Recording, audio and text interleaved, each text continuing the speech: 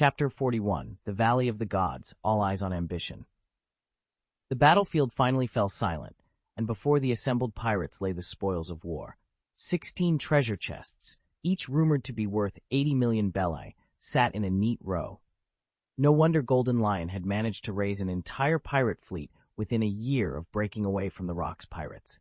16 chests add up to over 1.2 billion belly worth of booty, and devil fruits might lie inside any one of them. Not long after, Lingling arrived, flanked by Prometheus, Zeus, and Napoleon, with Kaido's forces in tow. Though she had reached the valley later than Charles, she proudly claimed 14 chests for herself. Charles, having cleared the field of lesser crews, finally staked his claim, 13 chests in total. To his delight, 5 of them contained devil fruits, an extraordinary haul by anyone's standards.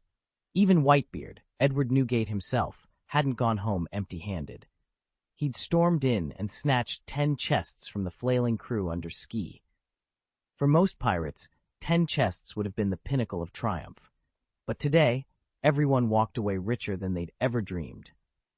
Lingling's smiles were already lighting up the valley as she surveyed her winnings.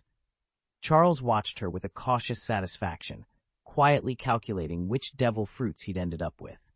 In this valley of the gods, every pirate's ambition had been tested, and few had come away disappointed. The 4 devil fruits they'd just claimed, the Zoan type, the mythical Zoan, phantom beast, the fish fruit model were worth far more than the half-dozen ordinary devil fruits Charles held. Whitebeard leaned back in his captain's chair, swirling the last drops of wine in his goblet. A low, rumbling laugh escaped him. "So we just watch, then?" At his side, Golden Lion Shiki exhaled a plume of smoke from his cigar. "Heh, watch and wait. If they fail, we'll step in. That lock has to die one way or another." Charles and Lingling, his fierce, silver-eyed lieutenant, both tightened their grips on their weapons. No one spoke, but everyone understood the stakes. If the Rocks pirates succeeded, it would mean certain death for them all. Whitebeard drained his cup, winking at Shiki. "And if the Rocks pirates are truly broken today, what then?" Shiki's golden eyes flicked to the battlefield below, where Locke still fought on despite his grievous wounds. "What's our next move once Rocks falls apart?" Whitebeard set his empty goblet down and stretched, his great frame filling the cabin with barely contained energy. "Simple. I'll gather my own crew, take my adopted sons and daughters out to sea, call ourselves, well," he paused, grinning through his beard, "the Whitebeard Pirates." A guilty sort of nod went around the room. None of them were surprised. They'd known this day would come, the birth of a new pirate era under Whitebeard's banner. And as long as they stayed true to their captain, theirs would be a legacy to shake the world. Ski turned to Charles with a gleam in his eye. "Here's my plan," he announced. "We'll set sail for the Totland Sea and carve out our own kingdom. Every race under our banner will dine together in grand feasts, a realm where all nations stand as equals." Charles felt his heart skip a beat. A pirate lord dreaming of founding a nation? The men around him stared in bafflement. Shiki, however, leaned forward, curiosity evident in his voice. "And you, Charles," he asked. "Once the Valley of Gods is behind us, what will you do?" Charles paused. Until now, he'd only been concerned with growing stronger and surviving the upcoming battle. He'd never thought beyond the Rocks pirates. Lowering his head, he lost himself in reflection. "As for me," Charles leaned forward, eyes bright with determination, "I want to see everything this world has to offer. Then I'll carve out a peaceful spot to raise a family, teach my children all I've learned. And who knows, someday I might return to the New World, chart the 4 seas, and embark on the great voyage we've only just begun." Shiki folded his arms, a skeptical frown on his face. "So you plan to roam the seas like the Roger pirates?" Before Charles could answer, Lei Li, who had been silently watching from the edge of the room, blurted out, "Rome? The Roger pirates have always dreamed of circumnavigating the globe, not just drifting with the tide." He flushed crimson as he realized how loudly he'd spoken. Sorry, that was out of line. I'll just go." With that, he backed away so hastily he almost tripped, disappearing around the nearest barrel. In the shadowy corner, Silver's Rayleigh stifled a chuckle and slipped away as quietly as he'd arrived. A hush settled over the group, and every gaze turned back to Charles. At last, Shike met his friend's eyes and asked softly, "Is that really what you want?" Charles leaned back, arching an eyebrow at the three pirates before him. "So let me get this straight. One of you wants to settle down and adopt sons everywhere, another dreams of crowning himself king of the Totland Sea, and the third plans to take his wife and kids on a world tour. That's your grand pirate vision?" Golden Lion Shiki's golden eyes narrowed, clearly irked by the question. Before anyone could protest, Edward Newgate, better known as Whitebeard, delivered a light but thundering punch that grazed Shiki's jaw. Instantly, Shik drew his sword, blade humming in the tense silence. Charles gave a wry smile. "Pirate, me? I was only dragged into this by the Rocks pirates." He shrugged, as if dismissing the entire exchange, and settled comfortably into his chair. The room fell hushed at his unshakable calm. After a moment, Shiki sat back and asked, "Then what do you want, Edward?" Whitebeard lifted his goblet, sipped his wine, and let out a deep, rumbling laugh. "Me? Ha! I intend to build the greatest pirate fleet the world has ever seen. With my bounce fruit, I'll create a sky-faring armada and crown myself king of the world." Silence slammed down on the room. Whitebeard's blonde hair rose as though caught in a tempest, and an overwhelming aura of authority radiated from him, freezing every face in his wake. At last, Shiki broke the stillness. His voice was low but unmistakable. "Whitebeard, your ambition truly knows no bounds. Do you honestly think you can succeed where Locke failed?" Whitebeard sneered at Locke, still locked in fierce combat, then fixed his gaze on Golden Lion Shiji. "Just because Locke couldn't pull it off doesn't mean I won't. I've laid out a flawless plan, and soon the world will tremble at the name Golden Lion Shiji." Shiji met Locke's defiant glare without a flicker of doubt. Rocks, sensing the challenge, turned his head, while his 4 lieutenants lounged on a nearby hill, watching as if the real drama was about to unfold. "You'll regret those words," Shiji roared. "Once I've crushed your forces, I'll personally see to your end." Locke, bloodied but unbowed, scanned the 4 white-bearded men. They merely gave him a dismissive glance before returning to their whispered conference. Shiji's voice cut through the tense air. "So what do you say? Join me. When I sit atop the world, I'll carve out a place for each of you." He paused, hope flashing in his eyes. One by one, the 4 shook their heads. "Never," the first lieutenant said flatly. "Don't delude yourself. We'll never bend the knee to you." "Out of the question," added another, their chorus sealing Shiji's fate. A frustrated scowl crossed Shiji's face. He shrugged once, turned on his heel, and strode away, leaving the hill echoing with the distant clash of steel and the promise of battles yet to come. He probably saw it coming. "Charles, come help me out here. I'll make you my deputy captain, so quit babbling about sailing the world." Shike glanced at Charles, the only fellow crewman in the Rocks pirates he could really get along with. Chapter 142, The Valley of the Gods, Falling Apart. "I won't do it. Stop dreaming. I'll never bow to anyone. I'll forge my own path to power." Charles's voice rang out, unwavering. He bristled inwardly. Was Shiji really focused on him now? Shouldn't his attention be on Roger? Had something changed? Shiji's golden eyes narrowed. "Charles, have you forgotten? You still owe me a favor." Whitebeard and Lingling exchanged interested looks. Charles held Shiji's gaze evenly. "I'll repay what I owe, but don't think that gives you the right to strong-arm me. I choose my own destiny." Shiji's cigar snapped between his teeth as his expression darkened. Charles braced for an outburst. And then, to his surprise, the tension melted. Shiji exhaled slowly, the frozen air between them thawing in an instant. "Very well," he said flatly. "Just don't forget our deal." Charles inclined his head in acknowledgement. Before anyone could speak again, a frail voice interrupted. "Ahem, is everyone present?" Everyone turned to look as Roger's blow sent the 3 pirates, Wang Ji, Jai, and John Silveraxe aloft. "Hey, look who's back! 3 worthless trash!" Shiji called out, his grin razor-sharp. He'd never liked those 3, and now he seized the chance to gloat. John Silveraxe bristled. He jabbed a finger at Shiji, ready to fire back. At the same time, Jai hefted his long sword, and Silveraxe planted his shield, hefting his massive axe one-handed. "What's the matter?" Jai sneered. "Still looking for trouble?" Shiji's lip curled in disdain. "Last time, I held my tongue out of respect for the Locks, but those days are over." He cast a contemptuous glance at the Locks, who lay on the deck, beaten into a disadvantage. A tense hush fell over the group as Shiji's aura of power pressed down on them. The three pirates exchanged nervous looks. Finally, John took a deep breath and rose to his feet, refusing to rise to the bait. "We're all pirates here," he said with an uneasy smile. "No need to turn this into a show." Shiji scoffed, but said nothing more, at least for the moment. The restless breezes of the deck carried the promise of a storm, and every man stood ready for the next move. Shiji snorted in mockery and turned away, his contempt unmistakable.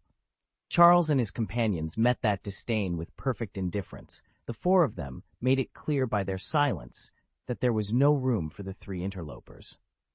Those three men were veteran lieutenants of Captain Locke, loyal to him since the day he first sailed out to sea, and they would never be the ones to betray their commander. During their days with the Rock's pirates, they'd enjoyed the backing of the faction's elite, only to clash repeatedly with its leadership, earning more enemies than allies. Now, realizing they were being cold-shouldered, the trio bristled with suppressed fury. As John finally turned to go, flanked by his two companions, his gaze caught on the neat row of treasure chests stacked behind Charles and the others. His eyes flared red. Those were the storied hoard of the Tianlong clan, riches he had come within a whisker of seizing before Locke's old guard blocked him. And now, in a matter of moments, the entire fortune had slipped through his fingers and into another's hands. A bitter wave of envy coiled in his chest. John's eyes lingered on Wang Ji and Yin Fu as they strolled by, transfixed by their presence. Noticing his stare, both turned to look and froze in their tracks. "What are you staring at? Move along unless you want trouble." Shiji barked from the other side of the clearing. Startled, Wang Ji and Yin Fu snapped out of it and hurried away, faces dark with irritation. Once they'd vanished, John muttered under his breath, "Damn, they're so infuriating. I wish they'd just disappear." He clenched his fist and slammed it into the trunk of a nearby tree. "Listen up," he declared to his two companions. "Word is the Rock's pirates are about to fall apart. We need to think ahead." Wang Ji paused and regarded them thoughtfully. If the old crew really dissolves, I'm planning to start my own pirate band. You two in?" No sooner had he finished than Yin Fu snorted. "Are you kidding? If the Rock's pirates vanish, I'll raise my own flag too." A third voice rumbled from beneath a polished breastplate, the hollow ring of steel hinting at the hefty axe slung at its bearer's side. "Hee-ha-ha! Exactly. Once Locke's gone, our little chapter ends. Time for each of us to strike out on our own." John cleared his throat and spoke up. "I propose we form an alliance to handle those four adversaries. None of us could face even one of them on our own." At his words, Wang Ji and Yin Fu fell silent, each weighing the suggestion. It was Locke's doing. He deliberately stirred up strife between the factions, playing both sides until he could step in as peacemaker. In the process, the three of them had badly alienated the other four groups. John, in particular, with his blunt tongue, had managed to insult almost every one of them. Now all four nursed grudges and were ready to strike. Wang Ji finally exhaled. "Very well, I consent." Yin Fu nodded in agreement. John pressed on. "Then we shouldn't linger in the Valley of the Gods. If Locke falls, those four will descend on us without hesitation." The two elders exchanged uneasy glances. 15 or 16 years ago, they might have met such a threat with laughter. Now, however, age had worn them down, and they hurried to gather their belongings, driven more by fear than pride. Charles, John, and Wang Ji burst onto the docks to find utter chaos. Corpses of Rock's pirates, fallen friends, lay scattered among overturned crates and broken masts. But the carnage wasn't their doing. The Roger pirates had sweeping through like a tidal wave of steel. John's heart pounded with shame and fury. He raised his voice above the din. "Kill them, every last Roger pirate." In a single motion, he drew his pistol in one hand and his saber in the other. Wang Ji and Silver Axe flanked him, their eyes blazing. The remaining Rock's pirates, once beaten and broken, found their courage renewed. They surged forward as three captains led the charge. Silver Axe met the Roger Lieutenant Jabba in fierce combat, his deadly swing pinning Jabba to the deck. With their leader incapacitated, the Roger pirates faltered. Panic spread through their ranks, and they broke, fleeing toward the heart of the Valley of Gods. John lifted his sword high. Fall back. The lock pirates have failed. Retreat to the ship. Amid shouts and clashing steel, the Rock's pirates regrouped, ready to press on despite the bitter loss. From this moment on, the lock pirates are no more. There is only the John pirates, and I am their captain. John vaulted onto the lock flagship and planted himself in the captain's place. He called out to the sailors gathered on the deck below. Yet the last of the lock pirates had already been driven into a corner, besieged by the Navy, the world government, the Roger pirates, and 3 allied fleets, and their numbers had dwindled to less than a dozen. Chapter 143, God's Valley, Evacuation. The moment John delivered his news, a stunned silence fell over the assembled pirates. Since landing on the island, they had fought without pause, first skirmishing with the world government's defenders, then holding off a massive naval reinforcement. Just when they thought victory was theirs, the fearsome monsters of the Roger pirates surged onto the field, only to be cut down as easily as slices of melon. So brutal, so swift, it almost defied belief. And now John stood before them, declaring something almost as incredible as their triumph. He had saved every one of them, and they weren't convinced he was joking. On the shore, the pirate crews divided into 2 distinct factions. The larger group consisted of those loyal to Locke's command, reinforced by John's most stalwart companions, once known as the Silver Axe's original men. Though they had numbered fewer than 100 at the outset of this campaign, their ranks had swelled past 200, and today they willingly pledged themselves to John's leadership. The remaining pirates remained under the banner of the Golden Lion. As both factions eyed each other warily, the fragile truce that followed their bloody victories hung by a thread. Yet for now, John's word was supreme, and the evacuation of God's Valley would proceed under his single, unchallenged command. Over the years, the Golden Lion had trained dozens of notable lieutenants. Some had even served under Whitebeard, others under Charles Lingling, and when Locke sent out his summons, peripheral pirate crews flocked to join them. Yet in the blink of an eye, the vast Rock's pirates were shattered. Not a single soul from their old ranks remained alive. The world government garrison onshore, too, paid dearly for their stand, suffering crippling losses before finally withdrawing into the heart of the Valley of Gods to await new orders. Now, atop the deck of the Rock's flagship, the Sword of Gibbek, John strode forward and planted himself at the prow. In the fading light, he surveyed the ragged assembly of pirates who had thrown in their lot with him. A broad grin split his face. "Hee-hop, ha-ha-ha!" he bellowed, his voice rolling across the water. "I hereby found the John pirates. From this day on, call me Captain John." Below, dozens of weathered faces stared up at him. Many of the newcomers raised their wine bottles in tentative salute, but hesitantly. After all, it had been barely 2 days since Locke delivered them to this nameless corner of the New World, and already their former overlord lay dead somewhere in these mist-shrouded heights. Unease flickered through the crowd. They weren't quite ready to pledge their swords so quickly, but as John's laughter subsided and the mountains echoed his defiantly joyful cry, one thing became clear. In this hidden valley, a new pirate captain had just thrown down his gauntlet. Only a handful of captains and officers knew the Valley of the Gods' deepest secret. To the rest, this place was simply another safe harbor. John, however, was anything but satisfied with the eerie silence from the crews below decks. In his hand, he felt the cold weight of a strange artifact, a slender pointer he'd discovered in Gibbek's cabin. Rumor held it to be the key to Locke's legendary treasure trove. As self-styled overlord of the sea, Locke had ruled the New World for years. John was certain this pointer's value rivaled anything plundered from the valley. A greedy smile tugged at John's lips as he glanced across the waves at Whitebeard, Golden Lion, Lingling, Charles, and the others gathered off the shore.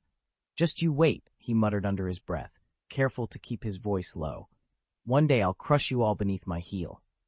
Without another word, he turned back to his own men aboard his flagship, the Gibbek's Sword. 7 or 8 pirate vessels fell in behind him, their black sails snapping in the wind. Not far away, Wang Ji and Yinfu fell in alongside John's armada. In all, more than a dozen ships slipped away from the Valley of the Gods, each hiding its captain's true intentions behind a grim set of orders and a wall of unblinking eyes. "Captain, what should we do?" a young sailor at the dock cried out, panic in his voice. All around him, vassals of the Rock's pirates watched in disbelief as their fleet slipped away over the horizon. One grizzled lieutenant stamped his foot and shouted, "Wait, I refuse to believe Captain Rocks will die here." His loyalists cheered in agreement, though they were few. At his words, more pirate crews scrambled back to their ships and began hastily retreating. In this disastrous clash, they had suffered crushing losses. Entire vassal crews wiped out, captains slain, and several ships abandoned, with only a single survivor at the helm. Even if they managed to reach the New World, none would find fortune or glory again.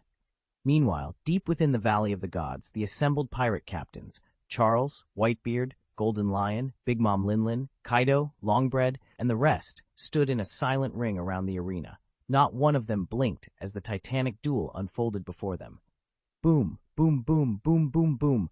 "Galaxy impact," roared one combatant, his aura blazing like a million suns. "Divine evasion," countered another, a rippling shield of energy deflecting the blow.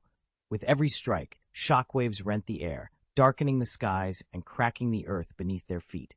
The might of three unparalleled warriors shook the very foundations of the valley, and every pirate captain watching knew they were witnessing a battle that would become legend. Not good. The Valley of Gods is about to split open. A tremor rattled through the ground. Officers all around braced themselves and hurriedly backed away from the fighting zone. Charles sprang forward, feet barely touching the earth as he activated his moonstep ability and seemed to run on air. At the same moment, Whitebeard leapt straight up, launching himself away from the cracking earth. Above them, Golden Lion and Lingling beat their wings and hovered, but neither moved with quite the same effortless grace as Charles or Whitebeard. "Boss Sky!" some of Golden Lion's pirates cried out as their captain prepared to take off. Sky paused, glared at the men, and spat, "You clueless fools." Then, with a resigned sigh, he concentrated on his devil fruit power. A massive slab of earth peeled away from the valley floor and floated up, carrying the pirates who had been standing on it along for the ride. Lingling hovered close behind Sky, shouting, "Zeus now!" In an instant, a towering thundercloud, Zeus, swelled beneath her. She leapt onto its billowing surface. Then Kaido and Longbread scrambled on board as well. Within seconds, the entire group was ascending out of the Valley of Gods, leaving the chasm splitting beneath them. Chapter Text. The race to the Port Charles soared across the skies on his moonstep, matching Shiji's fluttering formation nearly stride for stride. He could have gone even faster, if only he weren't lugging 13.5 massive treasure chests on his back. How had he managed such a load? Easy. He'd unrolled a warp carpet, lashed the chests to it like a backpack, and then sprinted full tilt toward the harbor. Warp carpets were commonplace in the halls of the Tianlong clans. Even Whitebeard had one, a crimson swath of cloth that billowed behind him as he thundered toward the docks, a treasure chest strapped to his broad shoulders. Shiji, ever the relaxed one, touched a fingertip to his own chest. The chests obeyed his silent command and lifted themselves into the air, floating neatly behind him. Charles, by contrast, was forced to rely on raw speed and sheer willpower. "Almost there," he panted, pushing his legs to carry both carpet and cargo as fast as they'd go. When he crested the last ridge and the port came into view, Charles's face darkened. Below, the harbor was chaos incarnate. Ships of every size and shape were packed heel to heel along the docks.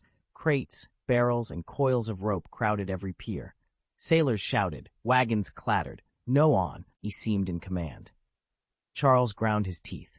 Of all the mistakes he'd made in the Valley of the Gods, neglecting to bring any trusted subordinates stung the most. He'd imagined he could handle this alone. It was a blunder he wouldn't soon forget. Taking a steadying breath, he chanted a brief incantation. In an instant, his eyes glowed, and a lattice of shimmering energy, his divine sight, snapped into place over the entire port. The invisible net spread from masthead to mooring line, touching every hull, every gangplank, every coil of rope. Hundreds of vessels now lay open to his scrutiny. Charles lowered himself onto the warp carpet, hands tightening on the woven tassels. The chests shifted on his back, but he barely noticed. Ahead lay treasure beyond imagination, and with it, danger he'd now see coming. He squared his shoulders and prepared to charge into the fray. Let's get to work. Lox's squadron, reinforced by the world government's armada, had swollen the harbor to a staggering 150 ships. The vessels stretched so far into the distance that the end of the line was lost in haze. Even seasoned sailors stood slack-jawed at the sheer scale of it all. Charles, usually unfazed by displays of naval might, felt a sudden shiver of unease. His sharp eyes picked out something odd among the draconian ships moored at the far pier. Heart pounding with curiosity, he spun on his heel and sprinted toward them. There was an unfamiliar energy in that part of the dock, an undercurrent of tension and perhaps opportunity that drew him in. Chapter 144, God's Valley Slaves. Quick, before the Tianlong forces return. The scarred, middle-aged man's voice cut through the chaos. We can slip away while they're disoriented. Someone grab the helm. Who's our navigator? His shout was met with hurried footsteps as dozens of ragged figures surged across the deck. Ropes and crates rattled. Faces gaunt with hope and fear darted this way and that. Traitors! A second man hurled over the tumult, his voice laced with contempt. You're nothing but St. Rothschild's property, and you think you can run? Dream on. No sooner had he spoken than a squad of masked enforcers burst from below decks, weapons leveled at the fleeing slaves. Panic rippled down the line. These men and women had been held captive for weeks, surviving on scraps while St. Rothschild's agents transported their loot. Now, seizing a moment of confusion, they dared to flee, but they were outnumbered and outgunned.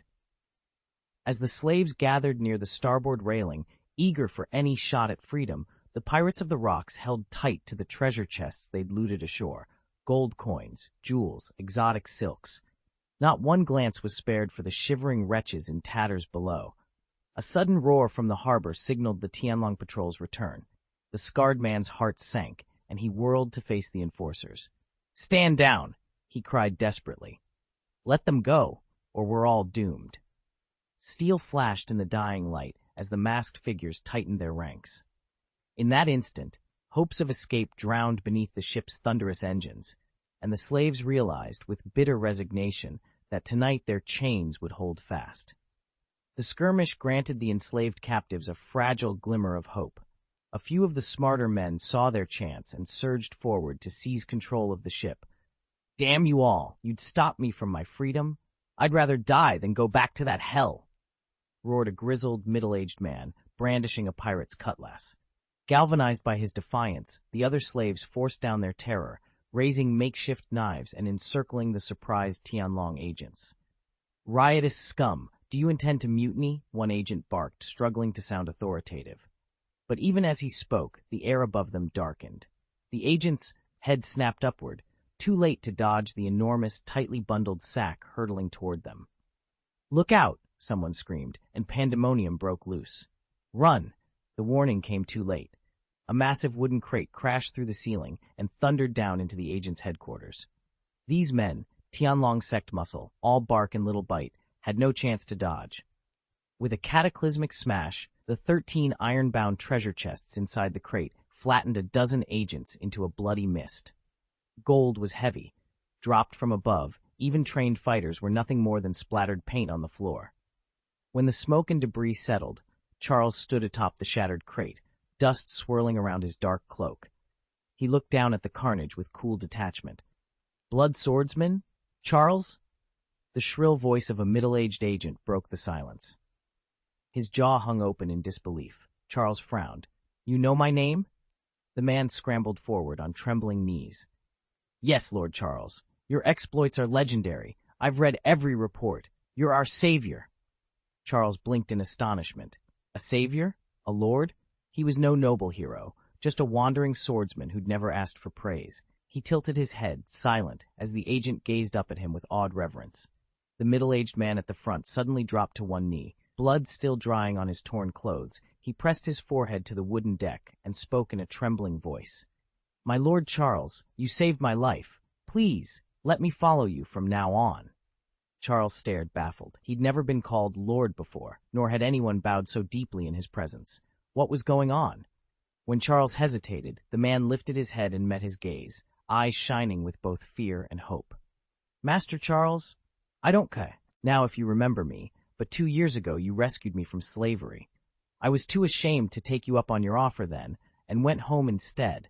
But my village couldn't pay the imperial tribute, and once more I fell into the hands of slave traders. They sold me to the Tianlong clan gladiators. I never imagined I'd see you again, my lord."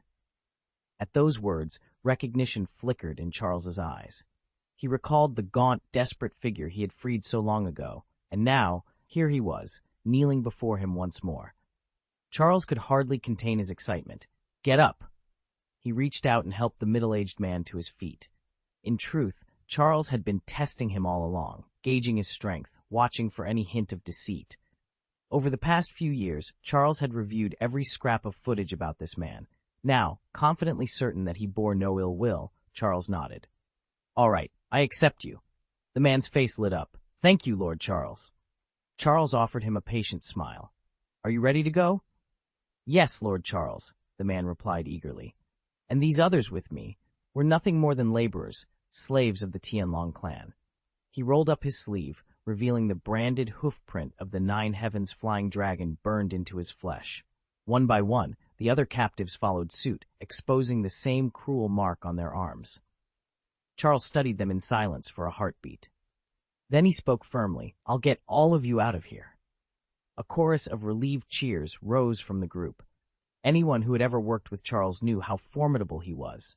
Under his protection, they would be safe, no matter how powerful their enemies might be, not even the world government itself.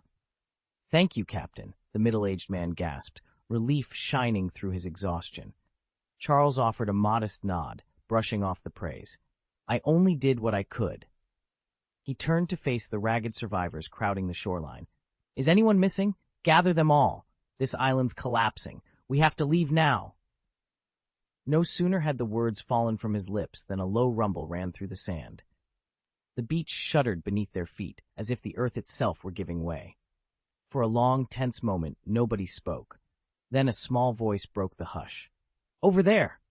A little girl stood up, her hand trembling as she pointed toward a gentle knoll cloaked in tall grass. Charles followed her gesture and spotted the slight rise, just the kind of cover where people could be hiding. "Hold the line here. I'm going to check it out," he said, dropping the heavy crates of supplies on the ground without a second thought. Before anyone could object, Charles was gone. He moved so quickly across the uneven terrain that he seemed almost to float, the moonlight catching the edges of his jacket as he disappeared toward the hill. On the beach, the rescued survivors exchanged anxious glances. Their faces, lined with fear and uncertainty, spoke volumes. They had come seeking safety, but tonight they watched their rescuer run headlong into danger, alone and unburdened by anything but his determination. Charles reached the hillside in mere seconds. As he topped the ridge, an ominous vibration rippled through the air. He slipped around to the back of the hill, and there, lined up before him, stood a squad of world government agents in black suits. "Who are you?" one of them barked. Before Charles could answer, he lost his footing and tumbled down the slope. In an instant, the agents closed in, surrounding him on all sides. Charles halted at the crest of the ridge and looked down into the secret valley. Below, a squad of Navy soldiers and world government agents had Summer pinned in their midst. His jaw tightened. How had they tracked them to this place? "Summer! Charles!"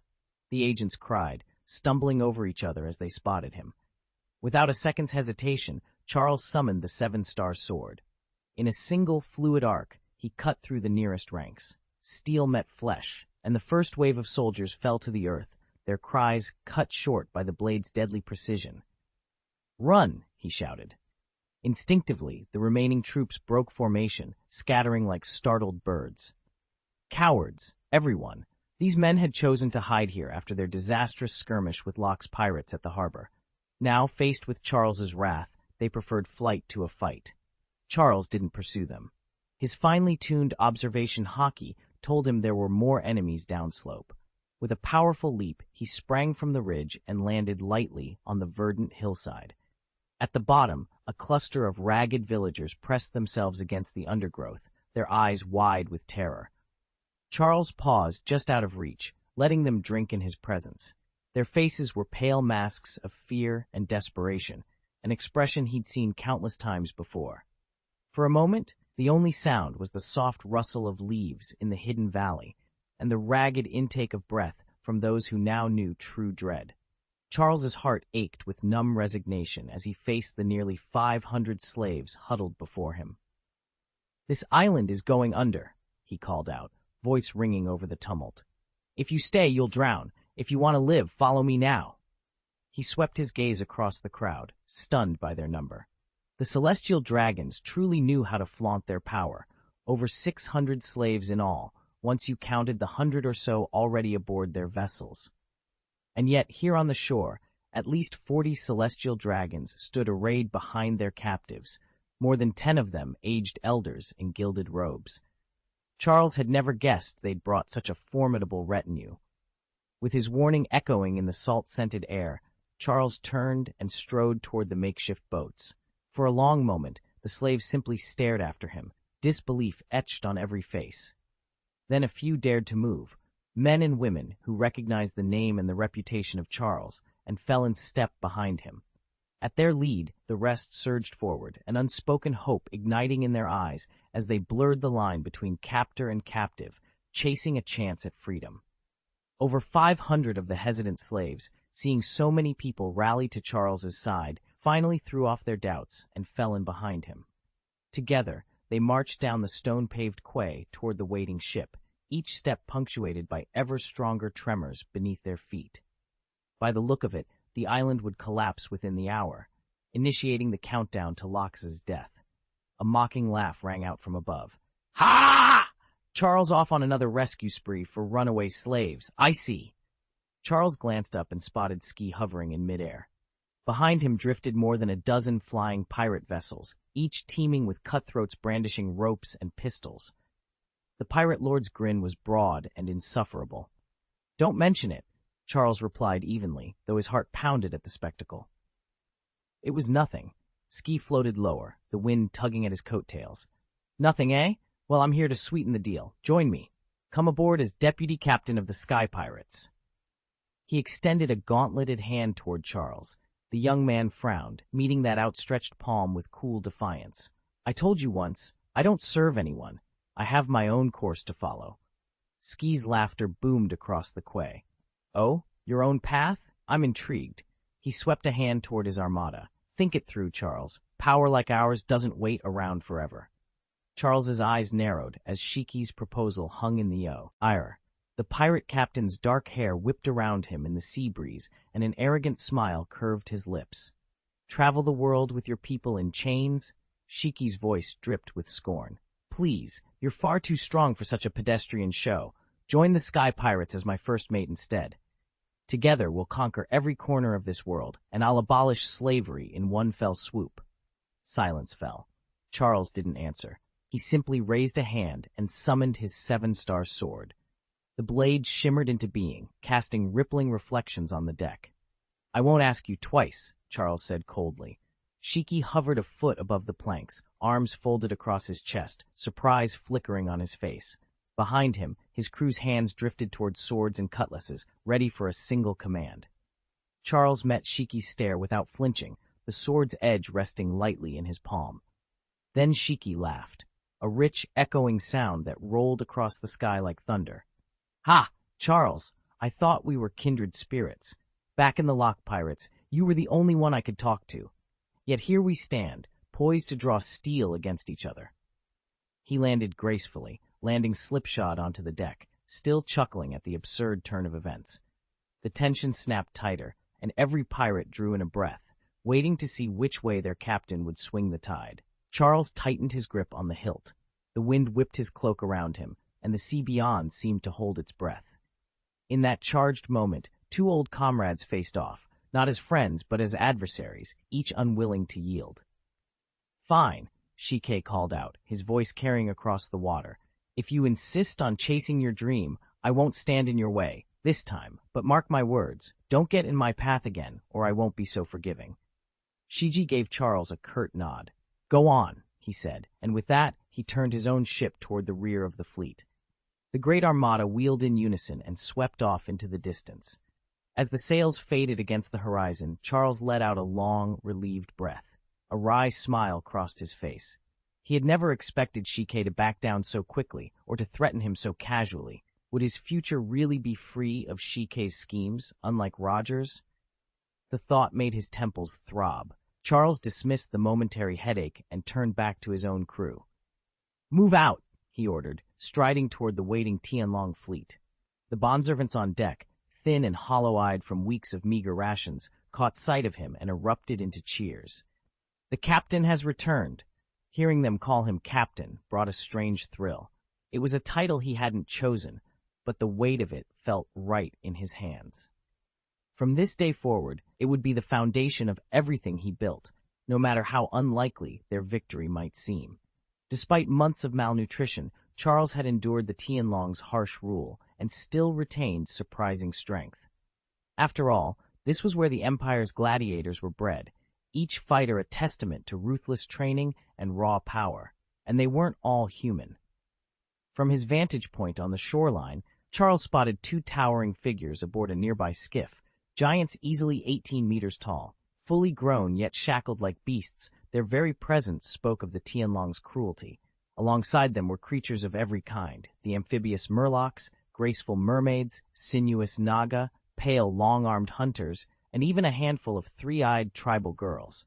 So many beings, yet the skiff could scarcely hold them all. Fortunately, more vessels lay beached beyond the first. Making his choice, Charles strode onto the deck of a sleek warship. He raised his voice over the murmuring crowd. "If you know how to sail, step forward." He glanced over the assembled slaves, over 500 souls packed onto the docks. His words spread swiftly, and within moments some 70 of them rose to their feet, eager for a chance at freedom or at least escape from the Tianlong slavers. "Excellent," Charles aided, meeting their nervous eyes. "We set sail at first light. Prepare yourselves." As the newly enlisted crew dispersed to their stations, Charles allowed himself a grim smile. Liberation wouldn't come easily, but the first spark had been lit.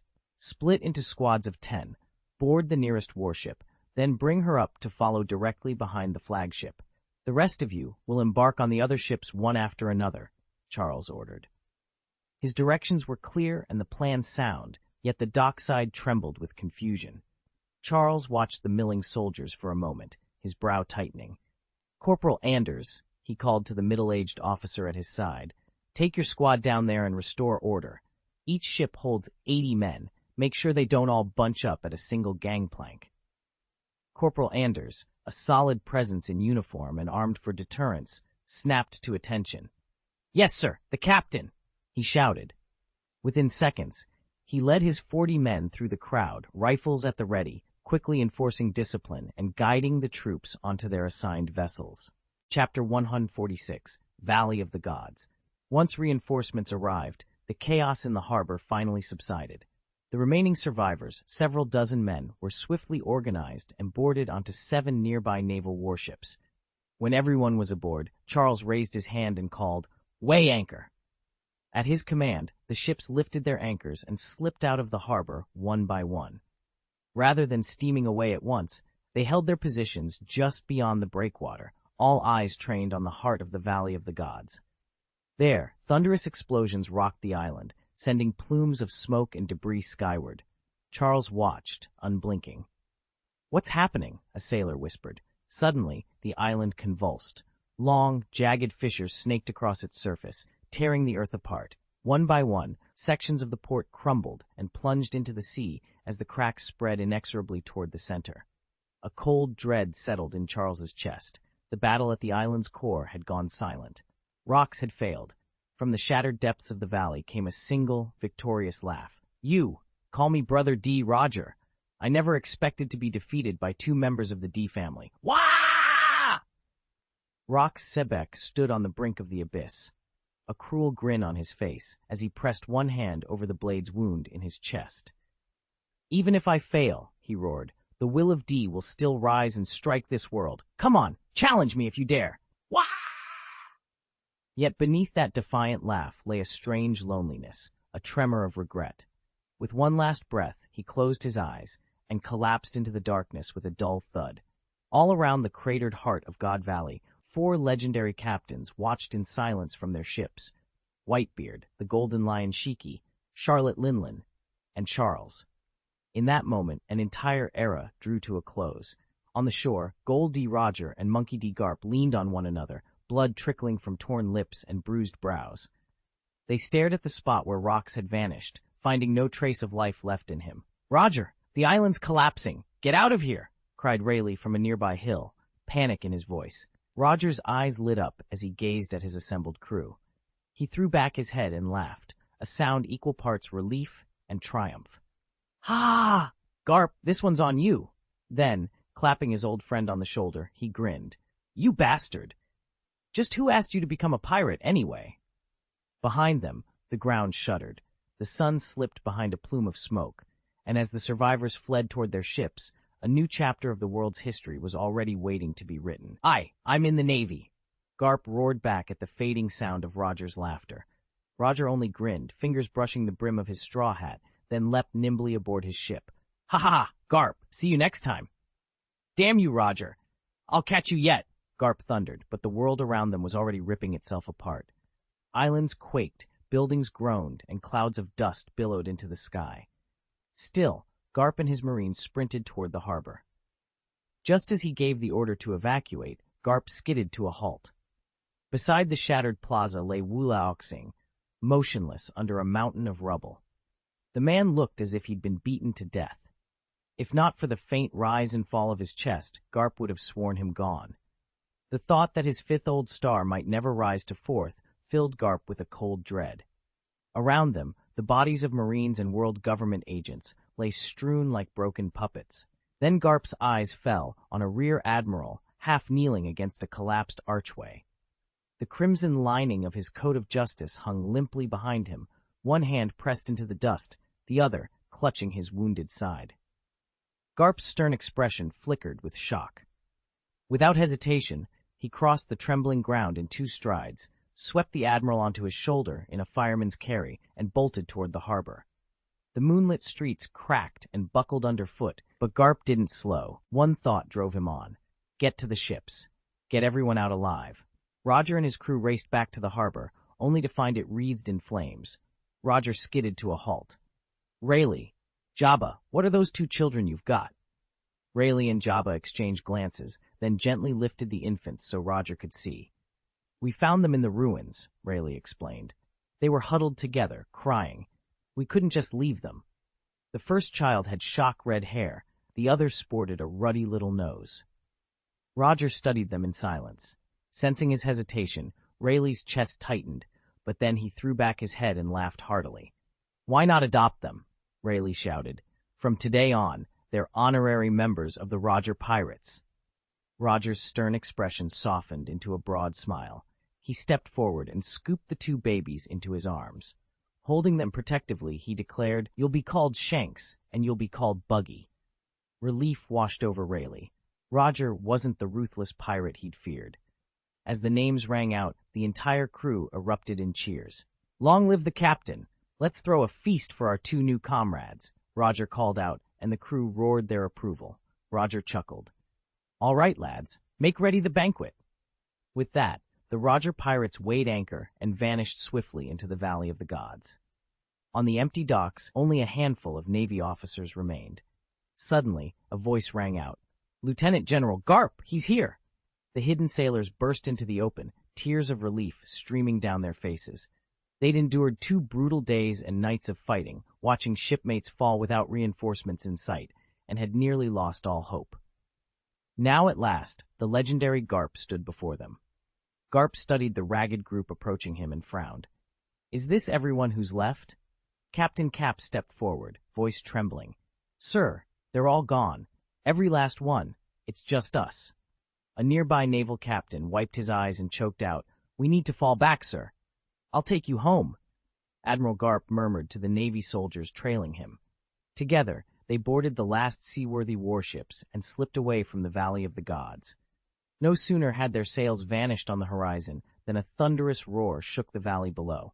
A gargantuan black silhouette shot skyward and disappeared among the clouds. In that instant, the island known as the Valley of the Gods, once fabled as the resting place of a long-dead overlord, was wiped clean from the sea. Meanwhile, Whitebeard drifted alone in a small skiff, just as he had set out solo on countless voyages before. Yet this time, solitude brought him elation rather than loneliness. Perched on the boat's prow, he closed his eyes and smiled, recalling the eager faces of the many youths he'd adopted over the years.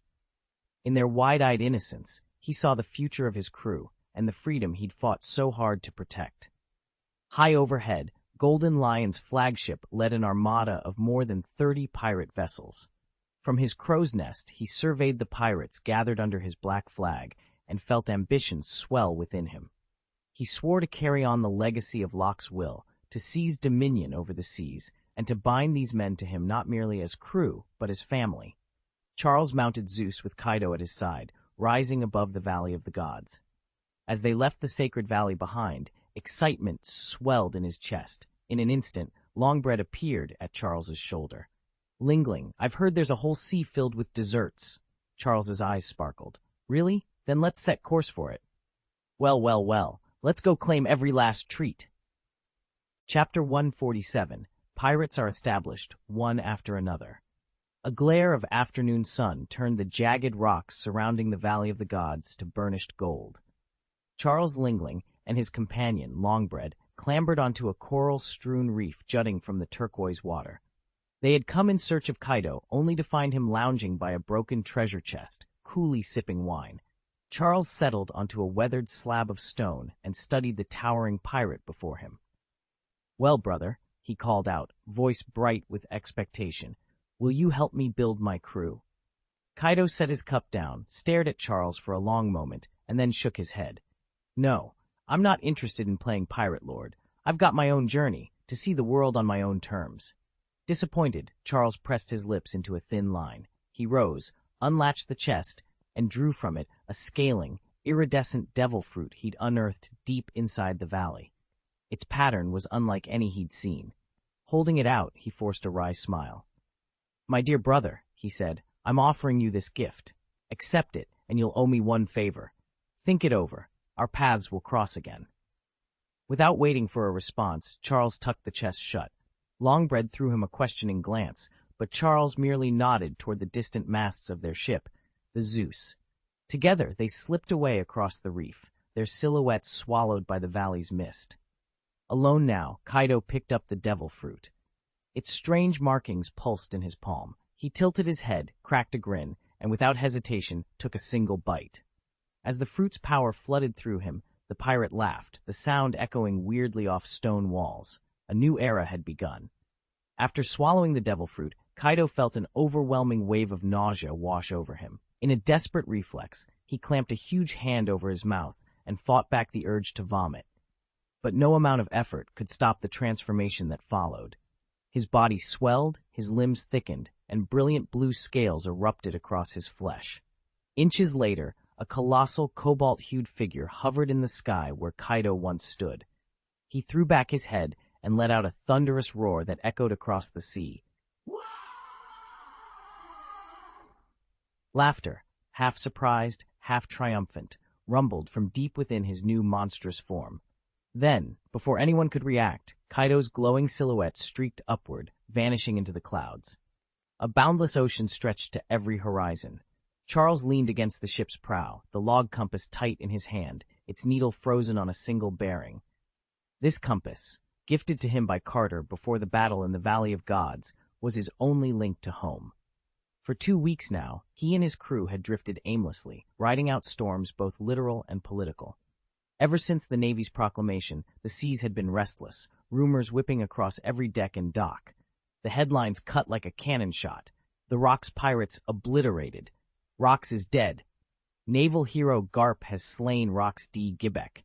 Charles closed his eyes against the spray and let the news settle in his mind. The world was changing, perhaps faster than any of them could imagine, and he steeled himself for whatever came next. Charles flipped through the newspaper headlines, his lips curling in disdain. Of course, the world government would bury the truth again. If the public learned that Navy heroes had teamed up with pirates, it would be a slap in the face to both the Marines and the government. "Captain, Kame Island is just ahead," Ronald Yale called out, hurrying across the deck. The middle-aged sailor spoke with deference. After all, Charles had saved his life twice. Charles tucked the paper away without looking up. Very well. Make the preparations. He felt no excitement, despite the haul they'd brought back. 13 chests of treasure, 5 devil fruits, and 7 new crewmates. Even more impressive were the dozens of pirate ships and several marine warships now under his command. With that many vessels and men, hoisting his flag would instantly establish a fleet to rival the Golden Lions or Whitebeards, in name at least. But real strength? Charles wasn't so sure. He'd never tested himself against warriors of their caliber. Aside from the savage steel-bone Kong, no one had truly pushed him to his limits since he'd crossed over into this world. Charles clenched his fists as the memory of his fight with Cyborg Kong resurfaced. He'd been soundly beaten, and the sting still burned. Frustrated, he tossed the newspaper aside and closed his eyes. The bold headline declared that Captain Locke, the legendary overlord of the sea, had fallen, killed by a mere vice-admiral. Oddly enough, most of the Rock's Pirates officers barely reacted. But across the Grand Line, that same announcement sent tidal waves of emotion through every pirate crew. Locke dead? Impossible, some roared. He's the greatest pirate alive. How could he be felled by an upstart vice-admiral? Many refused to believe it, still clinging to the Rock's Pirates' past glories. Far to the west, laughter boomed over a raucous deck. Yo-ho-ho-ho-ho. Lads, the world has shifted. Now's our chance to head into the new world. A towering man, nearly 5 meters tall and sporting an all-shaped tuft of hair, scanned the paper with flames of ambition in his eyes. Up in the North Sea, a different crew marked time with crashing drums. Bang la la la la! Brother, the new world calls. Bang la la la la! A stocky pirate, wearing a croissant-shaped cap, peered at the same shocking headlines, then nudged his shorter sibling. What do you say? Shall we set sail? His younger brother grinned, slinging his cutlass over his shoulder. Aye, he replied. All across the seas, pirates of every stripe felt the pulse of opportunity. With Captain Locke gone, the journey into the new world promised more than ever before. Charles stood at the prow of a small skiff, the sea breeze tugging at his coat. Beside him, his shorter companion leaned in, eyes shining with excitement. Charles, you'll surely become the next overlord of the new world, he whispered. Rumors of Rox D. Zebek's downfall had set the world ablaze. To ordinary folk, it was the righteous end of a monstrous pirate. To every would-be conqueror, it was the perfect opening to claim the vacant throne of the New World. Far to the east, in Ferryvirth Harbor, a majestic galleon gleamed under the midday sun. On its deck stood the legendary Edward Newgate, Whitebeard, raising a freshly painted Jolly Roger overhead. His booming voice carried across the docks. Today marks the birth of the Whitebeard pirates. Let us hear your cheers. Papa, Papa, look at that ship. What's her name? Called one of the children, affectionately known as the Little Ghosts, eyes wide with wonder as they gazed at the towering hull. Whitebeard's weathered face softened into a rare, gentle grin. This beauty shall be christened the Moby Dick. A roar of delight rose from the crew as the children danced and shouted in jubilation. For a moment, Whitebeard simply stood there, pride and affection shining in his eyes. Meanwhile, far across the calm belt on a floating fortress of iron and wood, Golden Lion Shiki threw his head back and laughed, the sound echoing over the glassy sea. Ha! Today we establish the Flying Pirates. From this moment on, each of you sails under my command, Captain Golden Lion Shiki. Let the world tremble at our roar. Go out and hunt them down. Captain Charles Rockefeller's voice rang out across the deck. Beneath the giant banner bearing a golden lion, his family crest, he surveyed his assembled crew with a triumphant grin. Let's give them a welcome they'll never forget, he roared. The pirates answered with a thunderous chorus of yo-ho-ho and ar! Their cheers rippled across the ocean like a wave. Charles turned to his longtime steward, Ivan. Here, take our flag to shore, plant it on that island, and let everyone know the Rockefeller pirates have arrived. Ivan, a burly ex-naval officer who had served Charles as faithfully for years, sprang forward. He boarded the longboat, sped to the dock, and tore down the Navy's emblem fluttering there. With a swift motion, he unfurled the pirate's black pennant, a menacing skull pierced by a single gleaming sword, and raised it high above the palm-fringed shore. On Beehive Island, rival captains were claiming their stakes in the same hour. First came Wang Ji, whose crimson banner marked the rise of the Wang Ji pirates. Then John Silver sailed in, his own axe-emblazoned flag snapping in the breeze for the Silver Axe Pirates. Finally, the enigmatic John Pirates hoisted their standard on a rocky bluff. In the span of moments, 3 powerful pirate fleets had staked their claims on Beehive Island, each flag a bold promise of conquest to come. The 3 of them sealed their pact by draining their bowls of wine in turn, an unspoken promise that if any one of them were ever attacked, the other 2 would come running to their aid. "Bottoms up!" John called out, giving Wang a quick nod before turning to Silver Axe. Chapter 148 Discussion at Marine Headquarters. Marine Headquarters. A heavy gavel struck the conference table. Admiral Kong's cybernetic arm rattled as he slammed a dossier of bounties before the assembled officers. "These blasted rocks remnants," he growled. Around the polished oak table sat Admiral Fujitora, known as the Warring States, Zephyr, Vice Admiral Karp, and Admiral He. They leaned forward as Kong spread out the latest wanted poster prints. Admiral Kong cleared his throat and began to read aloud the new bounties posted by the world government. Whitebeard Edward Newgate of the Whitebeard Pirates, 2.2 billion berries. Golden Lion Shiki of the Flying Pirates, 2.0 billion berries. Charlotte Linlin of the Big Mom Pirates, 1.4 billion berries. Charles Rockefeller of the Rockefeller Pirates, 1.2 billion berries. Wang Ji of the Wang Ji Pirates, 900 million berries. John of the John Pirates, 1.0 billion berries. Silver Axe of the Silver Axe Pirates, 1.0 billion berries. Fujitora's blind eyes narrowed as he studied the figures. The 7 greatest captains of the Old Rocks Pirates, each now commanding his own crew, he murmured. They were supposed to have perished at God's Valley. How on earth did they all survive? Vice Admiral Karp exchanged a grave look with Zephyr. Even at a glance, every one of these pirates was a strategic nightmare for the Navy. Their combined infamy and power could tip the balance of the new era. Zephyr tapped a finger against the bounty sheets. "It's one thing to hunt down a handful of rogue captains," he said softly. "It's another to contend with 7 legends, all resurfacing at once, each driven by their own ambitions." Admiral He steepled his fingers. "These aren't just high bounties. They're statements," he observed. "The government is warning us. These are the men who could destroy us." Kong closed the dossier with a loud snap. "We can't underestimate them, not one." He looked each admiral in the eye. "Dispatch orders will go out within the hour. Every fleet within the Grand Line and the New World must be on alert. I want updates on their movements day and night." Fujitora rose, cane tapping the floor. "Very well, but let us not forget, our ultimate goal is to prevent another Rocks uprising.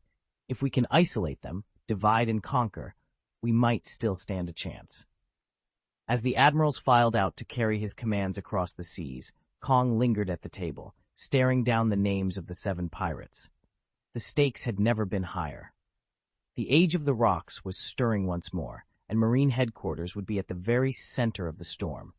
The world has grown so dangerous that every ship, every crew, even every individual, now feels like a potential threat to global security.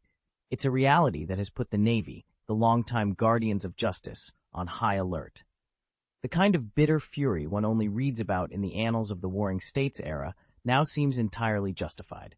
Just then, Commander Crane stepped forward, holding out a stack of dispatches.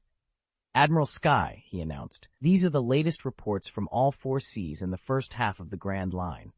Ever since the newspapers declared Locke dead, almost every pirate fleet in these waters has set sail.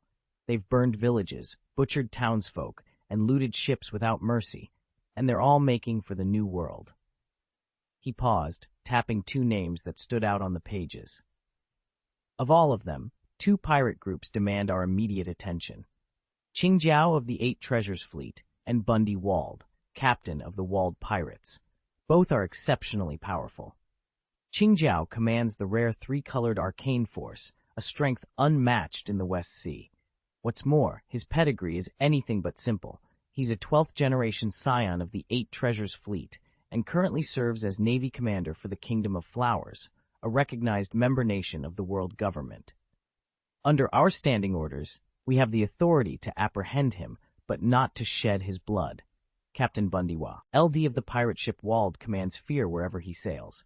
After devouring the Momo, Momo, no Mi Devil Fruit, he can enlarge any inanimate object he touches and propel it at speeds up to 100 times its normal velocity, turning mundane cannonballs into devastating projectiles. On top of his Devil Fruit power, Wald has mastered both armament and observation haki, perfected the legendary moonwalk technique, and is fluent in all 6 Rokushiki martial arts.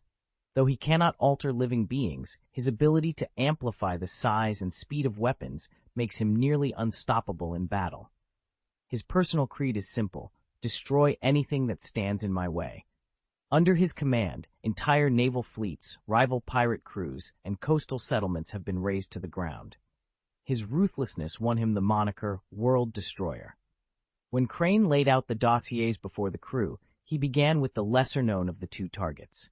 First, he announced, green pepper cone, bounty, 400 million berries. The men exchanged uneasy glances before Crane revealed the true prize. Second, the world breaker himself, Bundy Wald, 600 million berries. In a new world teeming with monsters, even 6 or 7-figure bounties can seem like small change. But there's no mistaking the danger these men represent. They are tyrants of the sea, and any crew desperate or brave enough to hunt them will be taking on 2 of the most feared pirates afloat. Especially the report on Bundy Wald, that he's effectively a world destroyer, sounded like madness. And the threat posed by the Momo fruit only made things worse. Admiral Garp, you'll take charge of the green pepper sector, Commodore Sora announced, tapping the dossier on the table. Admiral Sengoku, I'm assigning you to intercept Bundy Wald. The moment he reaches the Chambered Islands, you 2 will neutralize him and ship him off to the City of Ascent. Sengoku gave a firm nod. Garp, however, stayed slumped in his chair, eyes closed. Sora frowned. He leaned forward and jabbed his pen toward Garp's shoulder. Admiral Garp, wake up! This is an important briefing. Garp jerked upright, blinking. Sir, is the meeting over? Of course not, Sora snapped. You're excused. When I say you're excused. He looked around the room, seething. We still have to discuss Roger's arrest. But Garp was already on his feet, heading for the door. Sora shot to his own feet and bellowed, Garp, get back here this instant. Garp paused in the doorway, hand on the handle. Sorry, sir. I think I've heard everything I need. With that, he closed the door behind him, leaving Sora glaring at the empty room and furious beyond measure. General Sora slammed his fist on the table. Where the hell is Garp? His roar echoed through the conference room, but there was no answer. Vice Admiral Crane, Commander Zifa, and Admiral Jongwo exchanged worried looks. Damn him, Sora growled, his chest heaving. I backed his promotion every step of the way. He's the perfect man for the rank. Admiral Zhangguo cleared his throat. General, you know Garp, he's always been stubborn. Sora whirled on him. Stubborn? He outright refused. Said he doesn't want to be a general. Crane raised an eyebrow. He turned down a general's commission? That's almost unheard of. Zephyr swallowed. He really said no? Zhangguo ran a hand over his face. More than once. I tried persuading him, but he simply won't accept. Sora let out an exasperated sigh and leaned back in his chair. Fine. If he insists on refusing, I won't force it, but someone has to fill the post. He turned to Crane and Zifa, his voice firm. Your applications for Admiral have been approved. In a few days, I'll announce a complete shakeup of the fleet. He gave them a determined nod. Get ready. Big changes are coming. Congratulations, General, on the eve of your promotion to Marshal. Crane Zephyr of the Warring States raised his cup toward Cyborg Sora. Sora laughed, draining his drink. Ha! We share the same joy tonight. Across the table, Cyborg Kong grinned at the celebratee, the warm glow of lantern light dancing across their mechanical limbs. Meanwhile, word of the newly formed 7 Great Pirates had sent shockwaves rippling through Navy headquarters and ignited turmoil throughout the New World. Admiral Locke, long feared as the most ruthless buccaneer of the Grand Line, was reported dead. His pirate fleet had collapsed into chaos, and the scattered remnants were already reorganizing into fresh crews with new captains. At Morgan's Press, editors crowded around the latest dispatch. This has to be our front-page banner, one shouted, fingers flying across the keyboard. By dawn, headlines announcing Locke's demise would be plastered on every newsstand from Dawn Island to the Red Port. But as the story spread among taverns and marketplaces, whispers of doubt rippled through the common folk. If Locke's dead, Why are his lieutenants still active? They wondered. For many newly independent islands and kingdoms, Locke's defeat had offered a precious moment of relief. But now old fears crept back. After all, throughout his reign of terror, it had never been Locke personally laying waste to cities. His lieutenants, each a merciless warrior in their own right, had done the dirty work, leaving behind smoldering ruins that bore their captain's brutal signatures, not Locke's. And until those cadres were crushed, the New World would never truly be safe. They knew little about the Locks themselves, but they were very familiar with their cadres. Chapter 149. The Navy Headquarters Monumental Promotions. Just as turmoil gripped the seas, the world government's Navy headquarters sent shockwaves through every port, a massive reshuffle of its upper ranks. Steelbone Kong, long celebrated for his indomitable will, was elevated from admiral to fleet admiral. The former vice admiral, known as Buddha of the Warring States, likewise ascended to fleet admiral, as did Black Arm Zifa. Meanwhile, vice admiral, he received a new assignment as Chief of Staff of Navy Headquarters. News of these appointments spread like wildfire. It had been years since the Navy had even one fleet admiral in active command. Lord Garp's steadfast refusal to accept the promotion had left a vacancy. Now, suddenly, 3 more seats at the top table had been filled. Admirals and vice admirals across the globe paused in astonishment. No sooner had the announcements landed than the newly minted fleet admirals and their fleets set sail in full force. Across the east, west, north, and south blue, and into the first half of the Grand Line, they swarmed, hunting down pirate crews with unprecedented zeal. The era of unchecked piracy was drawing to a close. The Navy had declared a new, uncompromising campaign to restore order to the world's oceans. For a time, the pirates seemed to vanish, either captured or in hiding. A few crews, however, had broken through the Navy's cordon and slipped into the New World. Damn it! Green Pepper and the world-forcing destroyer got away. Marshal Cyborg Kong slammed his fist on the desk when his aide delivered the report. After a heartbeat, he took a breath and issued new orders. Send word to Vice Admiral Garp at once. Those 2 ships have entered the New World. I want him to abandon the chase after Roger and reroute them to Advanced City. Sora looked up at the orderly. It's the Marshal. The messenger hurried out of the office and placed the call to Marine Headquarters. Lieutenant General Garp, this is the Navy's command center. There was a pause, and then snoring. Huh. Who? Seeing the line open, Garp lifted the handset and promptly drifted back to sleep. Lieutenant General Garp, Garp's adjutant barked, shaking him by the shoulder. Garp shot upright, eyes wide. What is it? Has Roger run into trouble? He rubbed his eyes and stumbled to his feet, suddenly alert. Lieutenant General Garp, headquarters is on the line. The adjutant's face was a mask of frustration as he held out the handset. Garp blinked, staring down at the phone in his hand. Huh. Why is HQ calling me? What's going on? The messenger cleared his throat, black worry lines creasing his brow. Sir, the Marshal wants you to keep an eye on 2 pirates in the New World, Green Pepper and World Breaker Bundy Wald. They escaped custody under the Warring States General and have made their way to the New World. His orders are clear. Capture them both. All right, I hear you, Garp said, snapping to attention. I'll apprehend them when I come across them. Right now, I'm off to catch up with Roger. Won't let that one slip away either. He slammed the phone down and flung it back to his adjutant.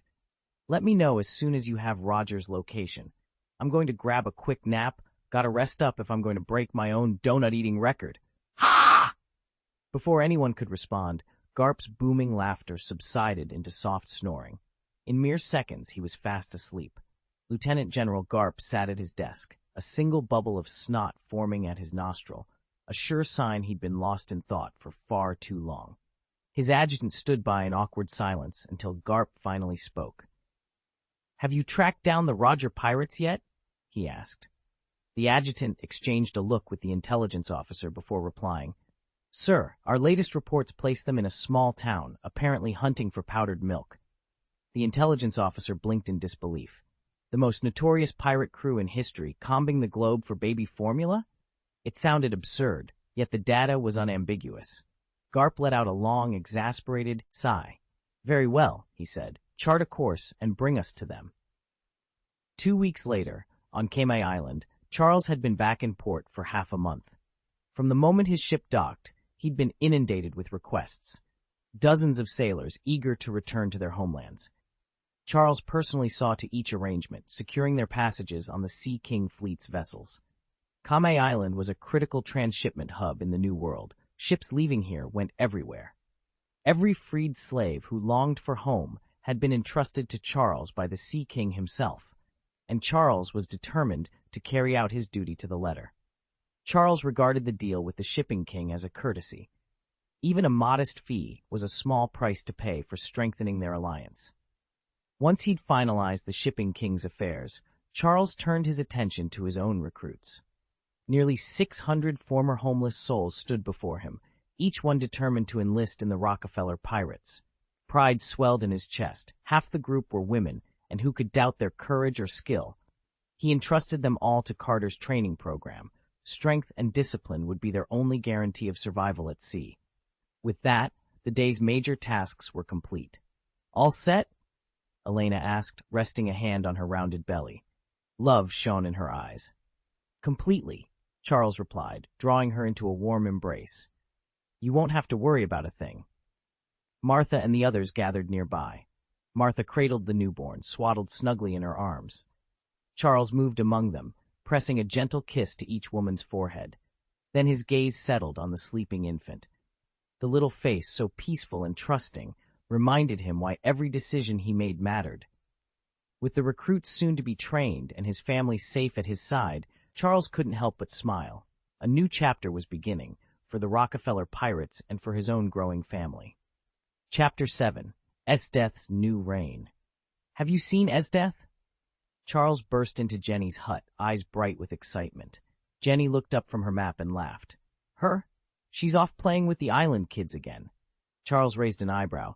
"She's already made friends?" "You know how she is," Jenny said, folding her arms. "First, she floors any kid who dares cross her. Then she lets them call her big sister. 10-year-olds, 5-year-olds, it doesn't matter. She beats them all, and now they're practically worshipping her as the island's sovereign." Charles grinned. "A 4-year-old who can take down 10-year-olds? That's my Esdeath. I couldn't be prouder." Jenny shook her head, amused but wary. "Enjoy it while you can. She's bound to pull something wild sooner or later." She paused, her expression turning serious. "By the way, have you figured out how she's controlling her devil fruit power yet? Can he control it at will?" Charles's pulse quickened. If Estes really was a devil fruit user, an accidental blast of that freezing power could put all the children, and even the adults, in grave danger. No one could withstand the biting cold of Esdesh's ice ability. "Don't worry," the caretaker said with a reassuring smile. "We've spent the entire past year teaching Esdesh to master her devil fruit powers, and she's promised never to use them on anyone. If she ever broke that promise, she wouldn't be allowed outside to play. She's very sensible. She's never once used her powers in front of others." Chapter 150. Counting the Harvest. "That's wonderful news. I'm so glad your daughter turned out so sensible," Jenny said with genuine warmth. Charles returned her smile. "I'm relieved to hear it. I have a few things to take care of, but I'll be back with you this evening," he added, flashing a grin. As he spoke, Martha, Jenny, and Alice, none of them particularly concerned, snorted in mild amusement and strolled off together. Charles chuckled quietly to himself before turning toward the villa that had been his home long ago. He hadn't set foot in this place for years. It once belonged to the old boss, until Charles defeated him and claimed it as his own. In the study, a colossal, custom-built safe dominated one wall. Charles himself had designed it to protect his most prized possessions, legendary swords and devil fruits. With a few practiced motions, he unlocked the heavy door. Inside lay the 5 devil fruits he'd retrieved from the Valley of the Gods. He already knew one was the mirror fruit, but the other 4 remained a mystery. Lately, endless distractions had kept him from examining them closely. Tonight, he vowed he would make time. None of the fruits bore the familiar banana shape, proof that no beast fruit was among them. It was a slight disappointment, but hardly a setback. Closing the safe carefully, Charles set the fruits on his desk. By evening's end, he planned to catalog each one, unlocking every secret they held. Charles surveyed the 4 devil fruits laid out before him and couldn't help but smirk. Could the Dragon Clan really be stockpiling such worthless specimens? He rubbed his hands together in anticipation, then withdrew his prized devil fruit compendium, one of the chief spoils he'd gained from the Rock's pirates, alongside Rock's domineering training manual. He picked up the first fruit. It looked like an oversized cantaloupe, only more oval, its purple skin pocked with circular nodules. Holding it against the light, he flipped through the superhuman-type section of the compendium and found the entry almost at once. Bubble fruit. Khalifa's devil fruit, he murmured. Charles's eyebrows shot up. The bubble fruit offered only a handful of tricks, a frothy bubble shield for defense, and the signature golden orb attack, which encases its target in a slick, edge-smoothing bubble that leaves them off balance and cuts their offensive power in half. Practical, perhaps, but hardly a game-changer, especially for the Dragon Clan's renowned collection. He set the fruit down with a faint frown. Even underappreciated powers could be dangerous in the right hands, he reminded himself, but he'd been hoping for something far more devastating. Charles studied the devil fruit he'd just retrieved, recalling what he'd learned from Khalifa's demonstration. When activated, the fruit granted 3 techniques, all sheep-themed but hardly awe-inspiring. First was Soap Sheep, which enveloped the user in dense, glistening bubbles and sprouted curving horns, transforming Khalifa into a woolly, foam-covered sheep. From that form came Sheep Cloud, soothing bubbles, a gentle barrage of cleansing spheres that could erode an opponent's strength. Once the bubbles clung to a target, Khalifa could launch them back at will. Her ultimate move, called Yangyuna Tsubo, unleashed a cresting wave of relaxation bubbles so powerful it felt like a miniature tsunami. The catch, however, was that she couldn't move while maintaining sheep form. Charles tucked the fruit back into his satchel with a faint sigh. For all its novelty, it lacked versatility, and he suspected Khalifa hadn't even tapped its full potential. He deserved a better prize. He reached into the crate again and withdrew a second fruit. Its skin was a vibrant green, mottled with round, melon-like patterns that seemed to pulse with life. Intrigued, Charles flipped through his devil fruit compendium until he found it. Aha! This is the lush fruit, a zoan rumored to have belonged to Zephyr's protege, he murmured, eyes alight. A zoan with seemingly boundless vitality. Now that, he thought, could be worth the reward he was owed. When the devil fruit's power is activated, its user must dance. Both the speed and the breadth of each movement directly shape how the ability manifests. No one knows exactly how many plants it can control at once, but estimates run in the hundreds, even the low thousands. By forcing its vines to grow at astonishing speeds, a user can whip them into thick coils to bind an opponent so tightly that they struggle to breathe. They can also sprout slender tendrils beneath their feet, turning themselves into a living roller skate capable of lightning-fast slides. The plant tissue is remarkably tough, too. It can shrug off common bullets and even withstand rocket fire, making it as formidable a shield as it is a weapon. In short, this devil fruit is devastatingly powerful. Unfortunately, Binz lost his duel with Sanji, and the fruit vanished soon afterward. Now Charles stood before an empty velvet-lined box. Its lid once held the precise imprint of those twisted leaves and vines. He closed the safe with a soft click and let out a wry chuckle. Honestly, he murmured, this one's better suited to a daughter. I can see a boy dancing himself ragged trying to control it. He tapped the metal door, lost in thought. Yeah, a girl would get more out of these moves. With that, he turned away, already planning whom he might trust with such a gift, and whom he might wisely keep from it. Charles lifted the curious devil fruit from the crate. Its dark, knobbly rind was laced with pale, swirling patterns. Curious, he flipped open his Imperial Devil Fruit catalog and began scanning through the Paramecia section, the category labeled superhuman-type fruits in this translation. He swore under his breath. Of all the fruit types, a Paramecia? Staring at the strange orb in his hand, Charles felt his pulse quicken. This was no ordinary ability. It was one of the few space manipulation fruits in existence. In fanfiction after fanfiction he'd read in his previous life, every protagonist who ate this fruit, often called the door fruit, developed wildly imaginative applications, from instant doorways through walls to exotic gate-style techniques. Charles had always been captivated by the author's creativity. Now, holding the real thing, he almost dropped it. He vaguely recalled that the Door fruit's most famous user was Bluno of CP9, a covert agent of the world government. In the heat of the moment, he couldn't summon the exact name, but no matter, the power before him was unmistakable. A grin spread across Charles's face. Rare as it was dangerous, the Door fruit could open paths through space itself. With it, he could slip through solid walls, teleport across vast distances. No boundary would stand in his way. Reality seemed to shimmer in that moment of revelation. He pressed the fruit lightly, imagining the doors he might create, and the doors he would close forever. Charles had spent years poring over the legends of the Door fruit, desperate to claim its power. They said it granted its user the ability to open doors in anything, solid stone, roaring flames, even thin air, or a person's own body. No substance was too hard or formless to form a portal at the wielder's command.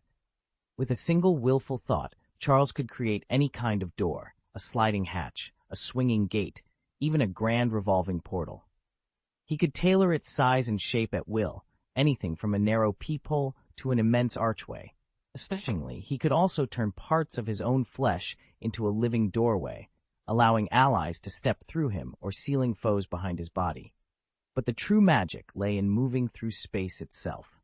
By opening a door in midair, Charles could step into a floating, verdant realm, a pocket dimension of his own design. Friends or strangers could follow him in, making it an ideal refuge in emergencies. And once he closed the door, the rift vanished without a trace, the world snapping seamlessly back into its original form. On the battlefield, the Door fruit was unbeatable. Overmatched by a stronger foe, he'd swing open a portal to safety. Surrounded and trapped, he'd simply exit through his private doorway. No lock, wall, or iron cage could hold him, save for one individual, Hylushi, whose mysterious power remained his only true obstacle. That's why Charles was determined to eat this devil fruit. With its gift of absolute mobility, nothing in the Grand Line could ensnare him. And once he had it, no adversary, no sea king, no navy admiral, no pirate would ever pin him down. He clenched his fists, heart blazing with resolve. Once I possess the Tobarina no Mi, he vowed, nothing in the world will stop me. It's such a tangle. Charles held the Door fruit in his hand, hesitating. Should he eat it now, or save it for later? He shook his head. No, hold on to it. I'll decide when I really need it. Right now, devil fruits only boost my support abilities. They're not exactly indispensable. With care, he placed the Door fruit on the top shelf, nestling it beside the slowing fruit and the mirror fruit. Chapter 151, The Gas Fruit. All of Charles's devil fruits now sat neatly inside his safe. He'd already stashed away the earlier finds, the swamp fruit from the nature category, the bomb fruit, the slow fruit, and the scythe fruit from the superhuman category. And more recently, he'd added the superhuman mirror fruit, door fruit, and growth fruit. He decided to hold off on storing the bubble fruit, intending instead to reward whichever maid proved most diligent at the next banquet. That left only one devil fruit unbanked, the one Charles had deliberately saved for last. Its pineapple-like shape suggested it was a natural-type devil fruit, and its purple skin was etched with swirling patterns reminiscent of drifting currents. He'd already formed a hypothesis, but to be certain, he flipped open his devil fruit compendium to the section on natural fruits. His eyes widened in recognition. Of course, it's the gas fruit. Just like in the original story, the very same devil fruit Caesar Currant ate, and here it is, right in front of me. A broad grin spread across Charles's face as he held the gas fruit in his hand, marveling at the incredible power now finally within his grasp. The gas fruit is anything but weak. In fact, like all natural devil fruits, it's inherently powerful. It grants its user total elemental mastery over gas, making them invulnerable to conventional attacks unless they're exposed to Seastone or submerged in seawater. In the original story, Caesar Clown was the only person to wield this fruit poorly. As a scientist with no real combat training, he never tapped into its full potential. Once awakened, the fruit lets its user transform their body into gas and emit vapor from any part of themselves. The farther the gas can spread depends on the user's physical and mental strength. They can purify or compress the air around them, controlling gases within a wide radius. With this power, they can brew poisonous mists, ignite combustible gases to trigger explosions, or strip oxygen from the atmosphere to snuff out fires and suffocate opponents. On the flip side, they can concentrate oxygen to stoke blazing infernos. No matter how toxic the air, the gas fruit's wielder remains completely unharmed. Caesar Courant's devil fruit grants him total mastery over all manner of gas, and with it an astonishing range of techniques. 1. Gas absorption and amplification. By inhaling different vapors, up to and including his infamous murder gas, Caesar can swell his body to enormous size and dramatically boost his attack power. The deadlier the gas he absorbs, the more devastating his strikes become. 2. Hot air balloon form. When he fills himself with flammable gases, Caesar's body becomes a living hot air balloon. Suspended aloft, he can lift himself and up to 3 additional passengers effortlessly into the sky. 3. Gas lasso. Caesar condenses his own gas into a flexible, rope-like filament. With a flick of his wrist, the lasso flies out, wrapping and binding his target. Once trapped, the victim finds themselves surrounded by a choking cloud. A single breath risks unconsciousness or even fatal poisoning. 4. Gas castanets. He stores pressurized gas inside a pair of specially designed castanets. When thrown, they shatter and release their contents, and a built-in detonator instantly ignites it. The ensuing explosion is small in scale but packs a powerful punch. Despite his comparatively weak physical strength, Caesar's inventive uses of his devil fruit make him a dangerous adversary. When he steps into an open arena, he often adopts a showman's posture, fists clenched at his sides, arms spread wide, challenging any opponent bold enough to face him. Caesar's gas fruit powers are as terrifying as they are versatile. 1. Hollow world. By expelling all the air within a fixed radius around himself, Caesar creates a near vacuum. Anyone caught inside, aside from Caesar, is suddenly deprived of oxygen.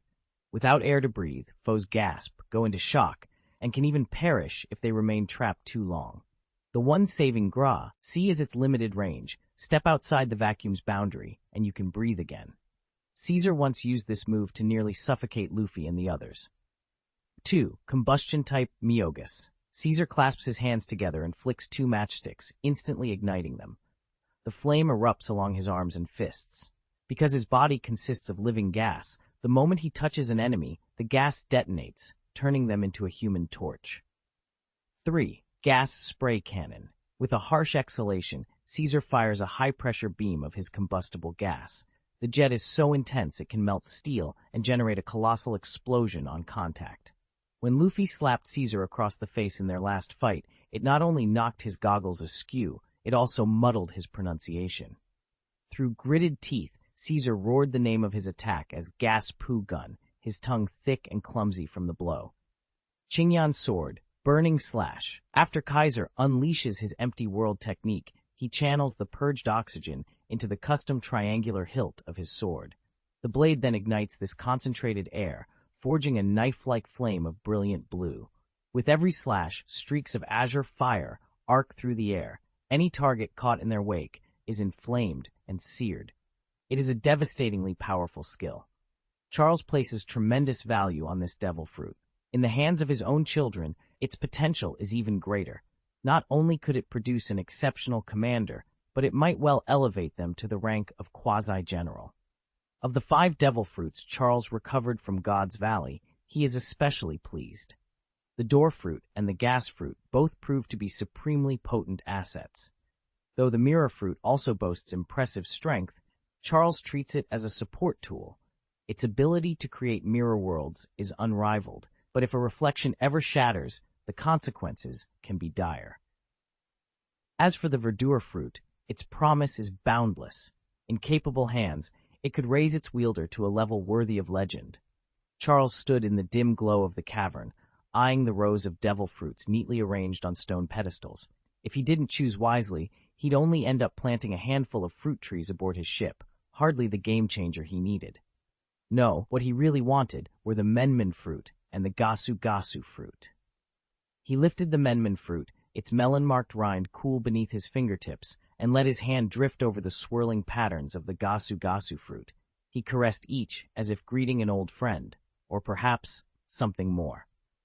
A few crates down, the bubble fruit sat in its cage, giving a faint gurgle. "You're strong too, huh?" Charles murmured with a wry grin before he turned away. His attention shifted to the legendary blades displayed on racks carved into the valley wall. This treasure trove, from the fabled Valley of the Gods, was breathtaking. 21 massive, grand blades, each forged to a 21 level of craftsmanship. 51 swift swords, honed to a 51 level of finesse. Among the 51 swift swords, 6 caught his eye in particular.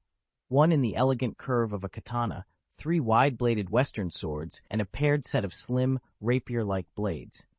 Though the rapiers were smaller than typical western models, their blades were impossibly thin and impossibly long, deadly in any duelist's hand. Every sword was a masterpiece, its polished steel and jeweled hilt reflecting torchlight in dazzling flashes.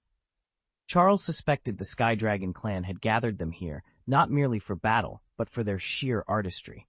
He ran a finger along the pommel of one broadsword, remembering how, years ago, he had claimed a similar weapon from a pirate captain he'd bested on the high seas. That sword, known as the Sacred Judgment, bore the same 21 craftsmanship mark. It had served him well, and the memory of its weight in his hand gave him a surge of confidence. Still, these valley blades were something else entirely. He closed his eyes, savoring the hush of the cavern and the promise held in each devil fruit and sword. Soon he'd have to choose, and once he did, nothing would stand in his way. Charles preferred his double-edged longsword and rarely paid much attention to Western-style blades. They usually just sat untouched on his shelf. Lately, though, he'd noticed how enchanted Esther was by those very swords. It occurred to him that he should gift her one when she was ready. Her 5th birthday wasn't far off, and by then she'd be old enough to begin proper training. After all, here in the Holy Land, budding swordsmen start their lessons early, and Esther already showed a natural knack for kendo. Even as a toddler, she'd confidently swung a wooden practice sword, mimicking every strike. With a smile at that memory, Charles knelt before his safe and retrieved a small wooden box from its bottom compartment. Inside lay the blade he had in mind, the Holy Land Judgment, a fitting first sword for a promising young warrior. Chapter 52, The Rockefeller Family. Charles stared at the wooden box before him, its lid thickly coated in dust, a clear testament to how long it had gone unopened. He brushed away the grime, lifted the cover, and revealed the sword within. A slender blade gleamed beneath a golden hilt inlaid with glittering jewels. The craftsmanship was impeccable, bordering on ostentatious. How he'd come by such a magnificent weapon was a blur. He only remembered the desperate pirate who'd tried to rob him, and how Charles had ended the scoundrel's threat with a single, clean stroke. Drawing the sword fully free, Charles admired its balance. The weapon's name, as inscribed on the guard, was Judgment of the Holy Land. It felt astonishingly light in his hand, so well balanced that a woman could use it with ease. That very lightness pleased him. Next to it lay another blade of identical pedigree, a katana forged by the same 21 guild. Both swords were of the same extraordinary grade, yet neither displayed any remarkable power. Charles frowned. He'd heard stories of Zuki Odin's Unma, the legendary sword said to draw out and amplify its wielder's very life force. By comparison, these two masterwork blades were disappointingly ordinary. He sheathed Judgment of the Holy Land and set it back inside its box. No hidden abilities, no latent power, just 2 impeccably crafted swords, ready to serve him without fanfare. For now, Charles would have to be content with their flawless balance and razor-sharp edge. After all, a blade needn't be legendary to save your life in a tight spot. Charles suddenly realized that ever since his rise in rank, he hadn't expanded his family for far too long. His eldest daughter, Rockefeller Estes, was only 4, his first son, Rockefeller Caesar, a mere 2, and his second son, Rockefeller Tesla, just 3 months old. That was only 3 heirs so far, and although 3 more were on the way, Elena was expecting, as were Hebrew Nell and Janice Gillian, half of his household still hadn't produced a single child with him. When, he wondered, would he ever sort out these personal affairs? Not this year. Charles vowed no more voyages. He would stay ashore and concentrate on securing heirs with Bruce Martha, Kenneth Janney, and Louise Alice. This decision wasn't made on a whim. The seas had descended into chaos. With the Navy High Command's recent promotions, one notorious pirate captain after another had declared themselves great pirates, and the coveted title of Overlord of the New World lay unclaimed, tempting every would-be conqueror. Admirals Zeph and Sengoku, newly elevated to their ranks, would stop at nothing to uphold the Navy's honor, hunting pirates relentlessly across every ocean. There was simply no safer or more productive place for Charles this year than at home. Once Charles sets sail, he'll instantly become a prime example, someone everyone wants to help and back. And any upstart eager to conquer the new world, blissfully unaware of its true scale, won't hesitate to trample over Charles's reputation to get ahead. After all, he's only the captain of the 8th Squad of the Rocks Pirates, a low-ranking officer, young and inexperienced. Onlookers assume he's an easy target, a soft mark. Even if island scoundrels try to cozy up to him, Charles knows he can only face one challenge at a time. Still, it isn't rival pirates he fears most. What truly keeps him up at night is the thought of an admiral bearing down on him with a full-fledged Demon Slayer commission. To the world government, he's a marauder threatening the seas, and an admiral won't think twice about wiping him out. If that happens, Charles would be boxed in with no choice but to run or die. Fortunately, Kami Island sits right at the heart of the New World. Any admiral attempting to push in recklessly would instantly raise every pirate crew's guard, none more so than the Golden Lion family, masters of the first half of the New World. That mutual vigilance may just buy Charles the breathing room he needs. Charles surveyed the New World map by lamplight. At this moment, the Golden Lion pirates had firmly planted their flag in the first half of the New World, busily recruiting new crews and amassing supplies. Their strategy was clear. With Rocks having nearly secured the second half of the New World, the only way to keep a fleet of this scale afloat was to sweep clean the untamed waters further east. Without fresh plunder, they simply wouldn't have the oil and provisions to sustain their growing armada. True, their numbers were still modest, just over 2,000 strong, according to Xiaoluo of the Valley of Gods, but every successful raid would trigger a rush of fresh volunteers. Soon enough, tens of thousands of pirates would flock to their banner. Money was the only real limit to their expansion. Once they turned their blades on the coastal kingdoms, they would draw the full wrath of Navy headquarters. And that was precisely the distraction Charles needed. By letting the Golden Lion pirates bear the brunt of the Marines' response, Charles could cultivate his own base of power in the shadows. As long as he stayed out of the Navy's direct line of fire, he'd have the time and freedom to build his network of allies, and when the time came, he'd strike from within. He smiled, recalling his own foresight. No sooner had the Golden Lion crew broken free from the Valley of Gods than they rebranded themselves the Flying Pirates, ready to rain havoc upon the New World. And while they drew all eyes and cannon fire, Charles would continue forging his destiny in secret, just as he had planned. The Flying Pirates had entrenched themselves in the first half of the New World, launching relentless assaults on every merchant vessel and vulnerable island kingdom that crossed their path. Any island that refused to pay their exorbitant protection fee was razed to the ground. Countless communities were erased from the map. At Marine headquarters, the newly promoted Admiral, Cyborg Sora, slammed his metal fist onto the conference table.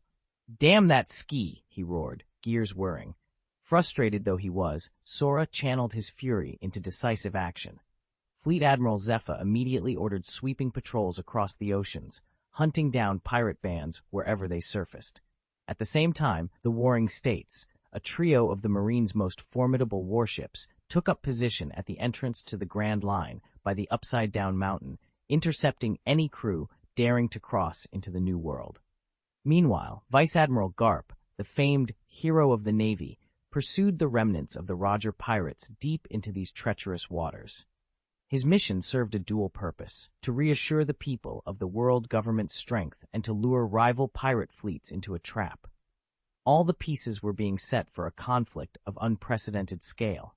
A great war was on the horizon. 1 year later, see calendar 1485, June, Charles had not set foot on Kame Island once in 12 months. His absence was so complete that, were it not for the Jolly Roger he'd left flying atop the island's lighthouse, Most would have assumed he'd retired from piracy altogether. Yet whispers of movement stirred across the seas. The Whitebeard pirates were on the march. The Golden Lion pirates roared back to life, and even the scattered crews once loyal to Gol D Roger were stirring in the New World. 3 titans now shake the New World to its core. One day, Gol D Roger lays waste to a Navy dreadnought. The next, Whitebeard, Edward Newgate, crushes some brash upstart who dared to challenge him. Yet the greatest threat of all is the self-styled pirate admiral, Golden Lion Shiji, who leads a fearsome armada of pirates. Under his banner, crews have launched savage raids on port cities up and down the New World. Their ferocity grew so unchecked that Marine headquarters had no choice but to summon Vice Admiral Garp back into service, only to watch, day after day, as Shiji soared overhead on the power of his Piao Piao fruit, raining destruction on any fleet bold enough to pursue him. Trapped below, Garp seethes in frustration. As long as Shiji lives and wields that devil fruit, no Marine can hope to pin him down. His skybound mobility makes him all but untouchable, and every admiral in the New World knows better than to underestimate the Golden Lion. Meanwhile, far from the headlines, Charles, formerly Charlotte, has taken refuge on tranquil Kamei Island. By dawn, he's deep in the backcountry, honing his techniques. By dusk, he returns to a very different kind of duty, raising a rapidly growing household. In the past year, 3 more children have been born to his circle, and 3 more are on the way. The newest addition is his 3rd son, Rockefeller Robert, born to Alina. Even as tempests swirl across the seas, life on Kamei Island flourishes under Charles's watchful eye. Chapter 7. A Family Complete. In the space of a few short months, the Rockefeller household welcomed 4 new arrivals. First came Sif, the family's 2nd daughter, born to Elena in the warm dawn light. Not long after, Hebrew Nell brought their long-awaited 4th son, Deodala, into the world. Then, to everyone's surprise and delight, the 3rd daughter position was filled, twice over, when Eve Rockefeller and her spirited counterpart, Janice Gillian, made their grand entrance together. Standing in the nursery's soft glow, Charles surveyed the 7 infants clustered in their cradles. 4 sons and 3 daughters, each one precious proof of his dreams taking shape. He had yearned for a large family, not as trophies of lineage, but as cherished souls in their own right.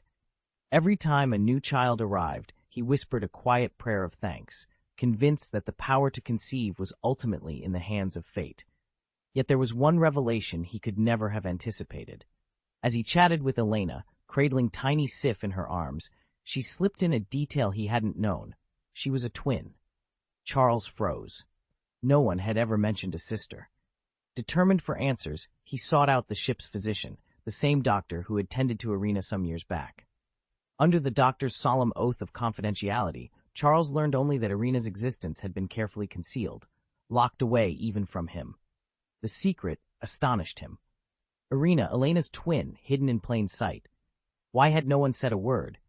The physician merely shook his head. Some truths are kept, my lord, to protect those involved.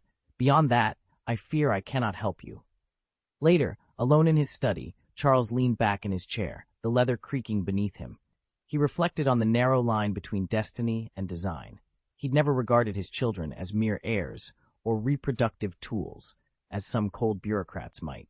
They were gifts, each heartbeat proof that life's mysteries often defied calculation. Yet, as remarkable as his own success had been, 7 children in such quick succession, he knew the final say always belonged to powers far beyond his own. With a soft sigh, Charles rose and made his way back to the nursery. There, bathed in the golden glow of lantern light, the 7 Rockefellers slept peacefully. 4 sons, 3 daughters, and 1 hidden sister whose discovery would shape their family's future in ways he had only begun to imagine. The Rockefeller legacy was secure at last, but Charles knew his greatest duty lay not in numbers, but in the love and secrets that bound them all together. Chapter 153. The Bustling Kamei Island. Papa, Papa, when are we setting sail? Charles was relaxing in the living room with a cup of tea when a small, impatient knock came at the door. He laid his teacup on the table and smiled, already guessing who it was. Estes, have you finished your homework? Done. I finished it ages ago, Papa, came the eager reply. Estes scurried in and clambered into Charles's lap. So when do we go out to sea? Charles ruffled his son's dark hair. You've been talking about nothing else all morning. You really want to sail that badly? Estes beamed and punched the air with his tiny fist. Of course. You're a pirate, Papa. Pirates live to roam the oceans and fight for adventure. Watching Estes's shining eyes and proud little stance, Charles felt a surge of pride. He'd taught his son well, and he himself thirsted for the open waves. After a moment's thought, he chuckled and wrapped an arm around his boy. All right, he said, voice warm. We'll set sail today. Prepare yourself. Our next adventure awaits. Charles's father ruffled his hair with a grin. So you want to sail the seas? Then I'll take you along. There's no better way to learn. Charles returned the smile and reached over to pat little Estes on the head. That's right. Out on the open ocean, we'll hunt down every last pirate. Estes pumped her tiny fist in excitement, and then froze. But aren't you and Father pirates yourselves? Charles chuckled, recalling how pirates everywhere were universally loathed. Still, in his book there was a difference between honorable privateers and scoundrels who preyed on innocents. I'm not talking about us. We protect honest folk. Those other ruffians, they won't know what hit them. A triumphant smile spread across Estes's face. She scrambled off Charles's lap and dashed toward the gate. I have to tell Uncle Paul. He'll be so happy. Charles watched her go, allowing himself a small, satisfied nod. Indeed, Paul and the rest of the crew had been itching to weigh anchor again. A full year of shore leave had given the blood swordsman a well-earned reputation and a legion of rumors to back it up. In that time, raiders had struck several nearby islands, drawn by tales of hidden treasure. Each attack was repelled by Charles's men, proving that greed and brutality would never triumph over loyalty and skill. Now, as sails unfurled and the wind filled the rigging, Charles felt that familiar surge of purpose. The world beyond the horizon was vast, and he was ready to carve his legend into every wave. Kame Island, under Charles's watchful eye, has grown into one of the New World's most prosperous hubs. During the tumultuous Rocks era, the latter half of the New World was overrun by the fearsome Rocks pirates, driving countless refugees to seek safety in the first half. Perched at the very heart of those safer waters, Kame Island offered both refuge and opportunity. Those who arrived often brought whatever savings they could carry, and word of the island's security under Charles spread quickly. Before long, wealthy merchants, adventurous tourists, and even figures from the underworld set their course for Kame. The island's booming commercial climate owes much to its four most powerful patrons, the so-called Four Kings of the Underworld. There's the Shipping King, whose fleets dominate every sea lane, the Money-Lending King, whose capital fuels ventures far and wide, Stussy, the newly crowned Queen of Festivities, whose grand celebrations draw visitors by the thousands, and Morgans, the shrewd intelligence king, whose network of informants spans the globe. Together, their presence transformed Kame into a crossroads of trade, information, and influence. In fact, nearly every vessel bound for the New World's first or second half calls at Kame Island. For many, it's the safest route. Charles's vigilant patrols keep pirate activity at bay. For others, it's the promise of a free port. Charles deliberately keeps taxes ultra-low, encouraging commerce in every form. The result is an economic boom that few could have predicted. Kame Island now stands unrivaled as the gateway to new horizons. Charles stood alone on Kame Island and unleashed a single, earth-shattering punch. The island itself was tiny, just over 2 square kilometers, about half the size of a typical bay, and nearly 90% of it was nothing but steep peaks and ridgelines.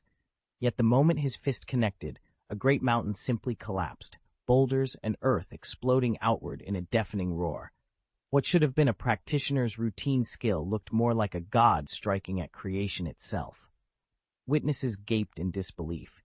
Few had ever seen Charles's true power, so the sight of him leveling an entire mountain with one blow made jaws drop. Within hours, Morgan's newspaper had run photos and video clips, and news of the incident rippled around the world. Headlines screamed about the dread pirate nicknamed the King, the man with a 12 billion berry bounty who could literally punch mountains into dust. Until now, accounts of his brutality had been dry statistics. Numbers of ships sunk, enemy crews wiped out. But these images conveyed his strength in a way no one could ignore. The world finally understood how terrifying his power truly was. Charles's latest demonstration sent shockwaves across the globe, and it taught Marine headquarters a valuable lesson about the power of propaganda. Within hours, they mobilized their top talents. Even Vice Admiral Garp, who was supposed to be on vacation, was summoned by Admiral Cyborg Kong to star in an official recruitment film. When the footage premiered, Garp's body crackled with dark red lightning. He launched himself skyward and in a single thunderous punch reduced an entire island to rubble. Overnight, the world came to understand exactly why Garp bears the title Hero of the Marines. The sight of a single blow capable of obliterating an island was enough to make any aspiring pirate think twice. But the Marines weren't the only ones taking notes. The Golden Lion Shiki refused to be outshone. He commissioned his own video, his trademark one-handed swordsmanship performed while he floated aloft by his devil fruit with the ruins of a fallen kingdom as his backdrop. Arrogance dripped from every frame. When Shiki's crew delivered the finished film to the Morgan's Gazette, they clipped a live bullet to the envelope as an unmistakable warning. To the astonishment of the world government, the Morgan's Gazette ran the piece first thing the next morning. Its publisher, Mr. Morgans, knew that the bare truth, laid out for everyone to see, was a more terrifying force than any government decree. And so, despite official protests, Shiki's threat went out to every corner of the world. Calm seas and clear skies would not last for long. The world was thrown into chaos. Pirate crews set sail en masse, and the once formidable navy, still reeling from its recent setbacks, was driven to the brink of collapse. In a desperate bid to stem the tide, the world government even issued a death warrant for the most feared pirate of them all, Charles Golden Lion Shiki. They claimed to have captured and publicly executed him, but no one ever laid eyes on his body. In truth, Shiki's fleet hovered safely above the Grand Line's notorious calm belt, an area no Navy vessel could penetrate. Far from being defeated, the rumor of his death only bolstered his legend. Every port and sea lane buzzed with the name Golden Lion Shiki. Under his command, the flying pirates swelled to unprecedented numbers. Sea rovers of every stripe flocked to his airborne fortress, pledging themselves to Shiki's banner. Amid the anarchy, his fame reached fever pitch. His bounty shot to an astounding 23 billion berries, vaulting past Whitebeard's and ranking him second only to the Roger pirates. All of it was the result of Charles's intervention. He had not only reshaped Shiki's fate, but accelerated the Golden Lion's power by years. One could say that Charles single-handedly ushered in the short video era of the One Piece world. Overnight, his digital clips became so wildly popular that, even though he rarely ever left home, his bounty shot up to an astonishing 15 billion berries. This unexpected windfall made Morgan's newspaper empire richer than ever. After all, in a world made up of scattered islands and vast oceans, selling print news was Morgan's specialty. Across the waterways, trained seagulls still carried fresh editions of his papers to every port and outpost, ensuring that anywhere someone craved the latest scoop, a copy would arrive by dawn. Chapter 154, Planning to Set Sail. Charles stared at the cabin's small porthole, resolve hardening in his chest. He wasn't about to venture into open water without a plan. From his jacket pocket, he produced a concealed communicator, tapped in a string of numbers burned into his memory, and spoke quietly. "Moses, it's Charles." A moment later, a wary female voice answered. "Xiachi, is that really you?" He settled back on the sofa. "It's been too long." Silence crackled over the line. Charles waited patiently, counting the seconds. Finally, the voice spoke again, slow and deliberate. "Brother Charles, long time no see." "This is whiskey talk," Charles replied with a half-smile. "We haven't exchanged words in 2 years. Word is, you've slipped into the Chambord Islands. Is the rumor true?" From the other end, Xiaqi's tone dropped to a whisper that seemed to echo through the cramped bar where she tended tables on number 13 aisle. "Brother Charles, you really are well informed. Ever since the Lock Pirates disbanded, I made my way here. I haven't told a soul until now." She inhaled deeply on her cigarette, the tip glowing fiercely before she tapped it against the ashtray. "Ha," she muttered. "Seems you've got eyes everywhere. A few of my friends just happened to run into you on the Chambord Islands, Miss Xiachi. Otherwise I'd never have known you were there. right under Navy headquarters' nose. Charles's voice over the transmitter held a quiet weight. At his words, Shiluo's earlier warning still echoed in Xiaqi's mind, and her heart tightened.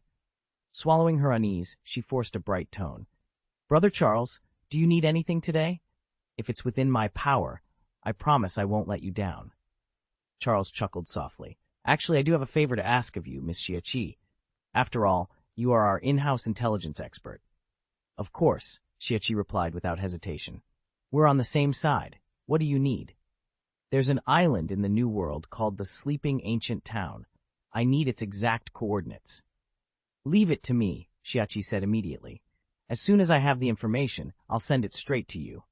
"Thank you, Miss Xiaqi." Charles ended the transmission with a polite click. He set the bug aside and leaned back in his chair, a thoughtful smile playing on his lips. He had no ill intent toward Xiaqi. He merely enjoyed keeping her on her toes.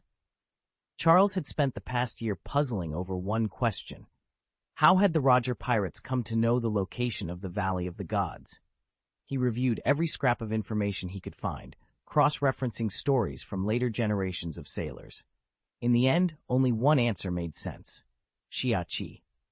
If Captain Locke ever acquired a map to the Valley of the Gods, he would have had to go through Xiaqi, for Xiaqi controlled all of Locke's intelligence networks.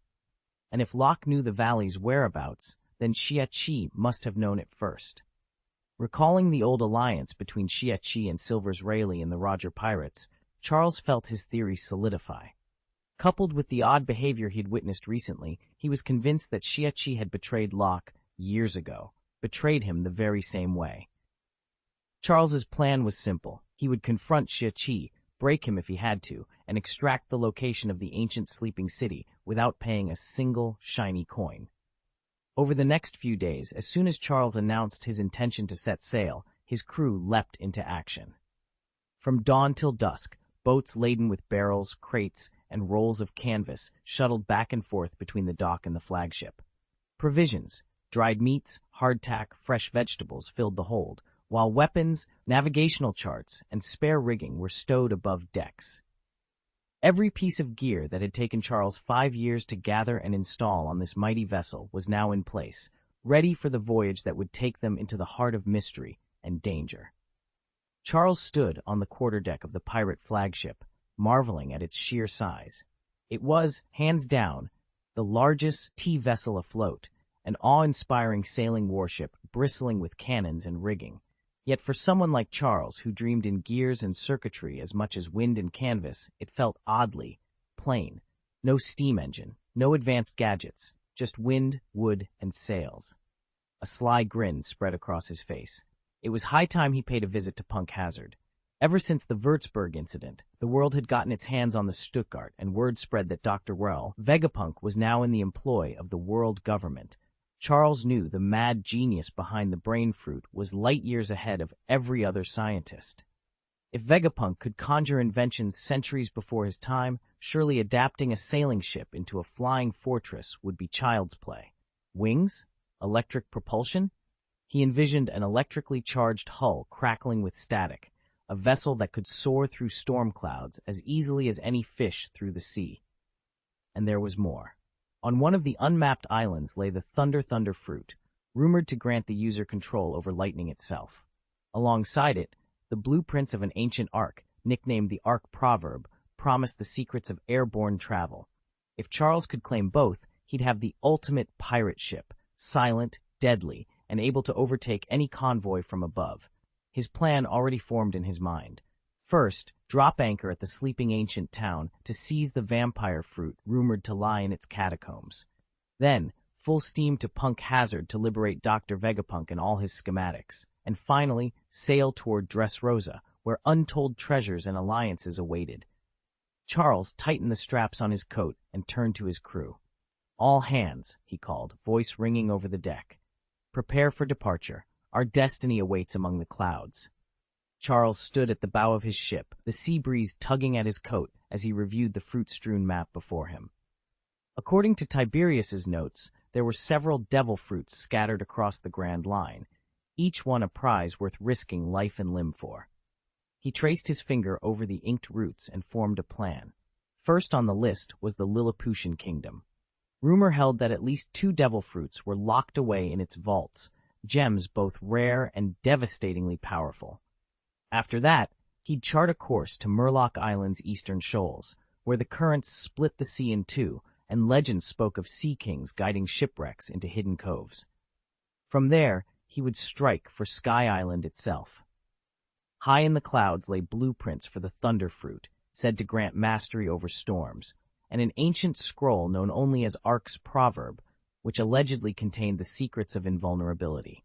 Both artifacts could tip the balance of power in any naval skirmish. Next came Drum Kingdom, a frosted isle ruled by a stout king and famed for its medical masters.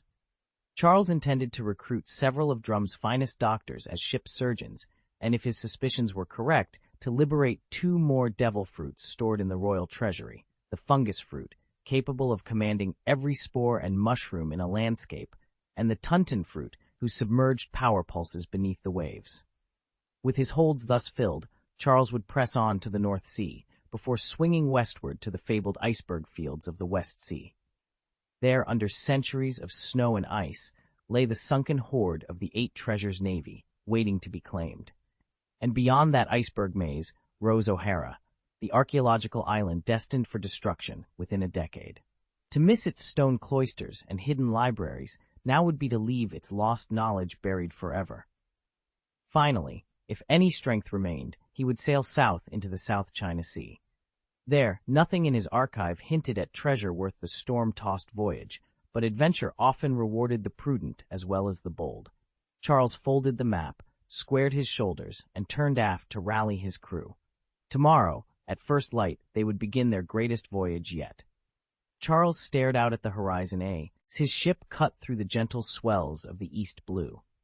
At last he'd reached the Sea of Protagonists, so called because, over the decades, nearly every legendary figure had left their mark here. After a week of steady sailing, he was ready to turn back toward the New World.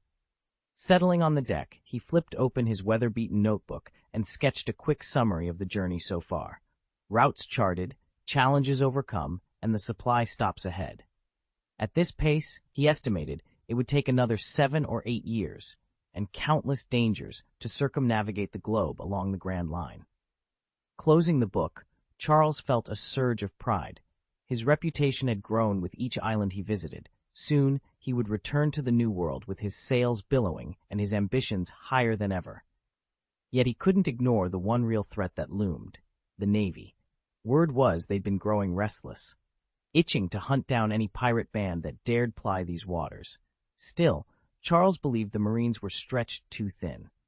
Ever since Shiki the Golden Lion had taken to flying among the clouds, mocking the Navy at every turn, admirals and vice-admirals alike had been tied up on other fronts. Fleet Admiral Sengoku was rumored to be fixated on tracking down the sky-roaming pirates, while Vice Admiral Garp had his hands full, keeping an eye on the remnants of Roger's crew. As for the Whitebeard pirates, they remained largely unmolested. So long as Shiki's fleet remained unbeaten, the Navy wouldn't risk venturing into the far reaches of the New World. Of course, the once mighty Rocks pirates had recently struck at Whitebeard's territories, but Charles knew those wounds would heal quickly. With the balance of power as it stood, the Whitebeard domains would bounce back in no time, and that, more than anything, reassured him. The seas were turbulent, alliances fragile, and dangers everywhere, but opportunity lay in every tempest. Grinning, Charles prepared his crew for the next leg of their odyssey. The New World awaited. Chapter X. Only one person in the Navy could hope to neutralize him, Black-Armed Zephyr. Unexpectedly, it would be Zephyr himself who would step forward in the end. As for Marshal Steelbone Kong, Charles didn't even consider the possibility of drawing his ire. So long as he refrained from assassinating any celestial dragons or unleashing a bloody massacre on naval forces, Kong would have no reason to intervene personally. Marshals had far too many burdens to shoulder to chase after every rogue target. Charles studied the plan sketched out on the parchment before him and allowed himself a satisfied smile. Everything was proceeding exactly as he had calculated. Chapter 155, Searching for the Sleeping Ancient Town. For 5 long days, Charles had patrolled the shores of the Chambord Islands, anxiously awaiting any news from Xiachi. On the morning of the 5th day, his phone finally buzzed. "Charles! Charles! I've got the information you wanted. No charge." Xiachi's voice crackled through the line, brimming with excitement. He recognized her trademark grin as she lounged behind the counter of her rip-off bar on Island Num. 13, cigarette in one hand, phone in the other. Charles smiled back. "You've saved me a fortune already, Xiachi. If there's ever anything I can do for you—" "Don't mention it," she interrupted. "I'll send you the coordinates right now." With that, she hung up. Charles looked over at the fax machine in the corner, and within moments, a sheet of paper slid out, bearing the precise location he'd been hunting. His heart raced as he scanned the map. "It's time," he muttered, tucking the chart into his coat.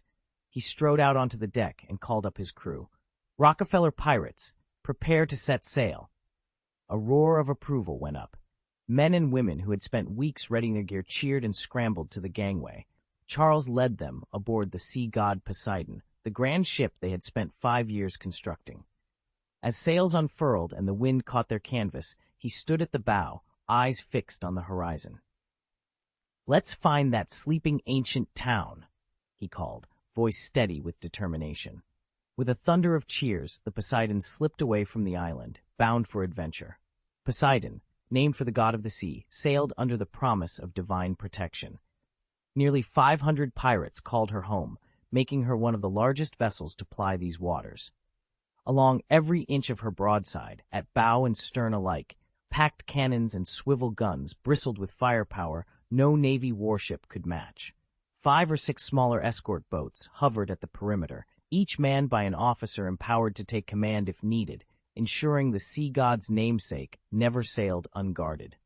Charles stood in the captain's cabin, the salt breeze tousling his hair as he stared out at the endless blue. His chest swelled with pride. For 2 weeks now, Poseidon had carved her path through the early reaches of the New World, bound for the legendary sleeping ancient town. Rumors of his departure had already reached the Morgans garrisoned on Kame Island, but Charles didn't mind. He had kept a low profile long enough. The restless seas demanded someone to stoke their fires once more. And if anyone on board was truly delighted by this voyage, it was the man they called the Golden Lion, Shiji, whose roar of triumph could be heard across every deck. In recent months, the flying pirates' reputation had soared, so much so that the Navy headquarters saw them as a constant thorn in their side.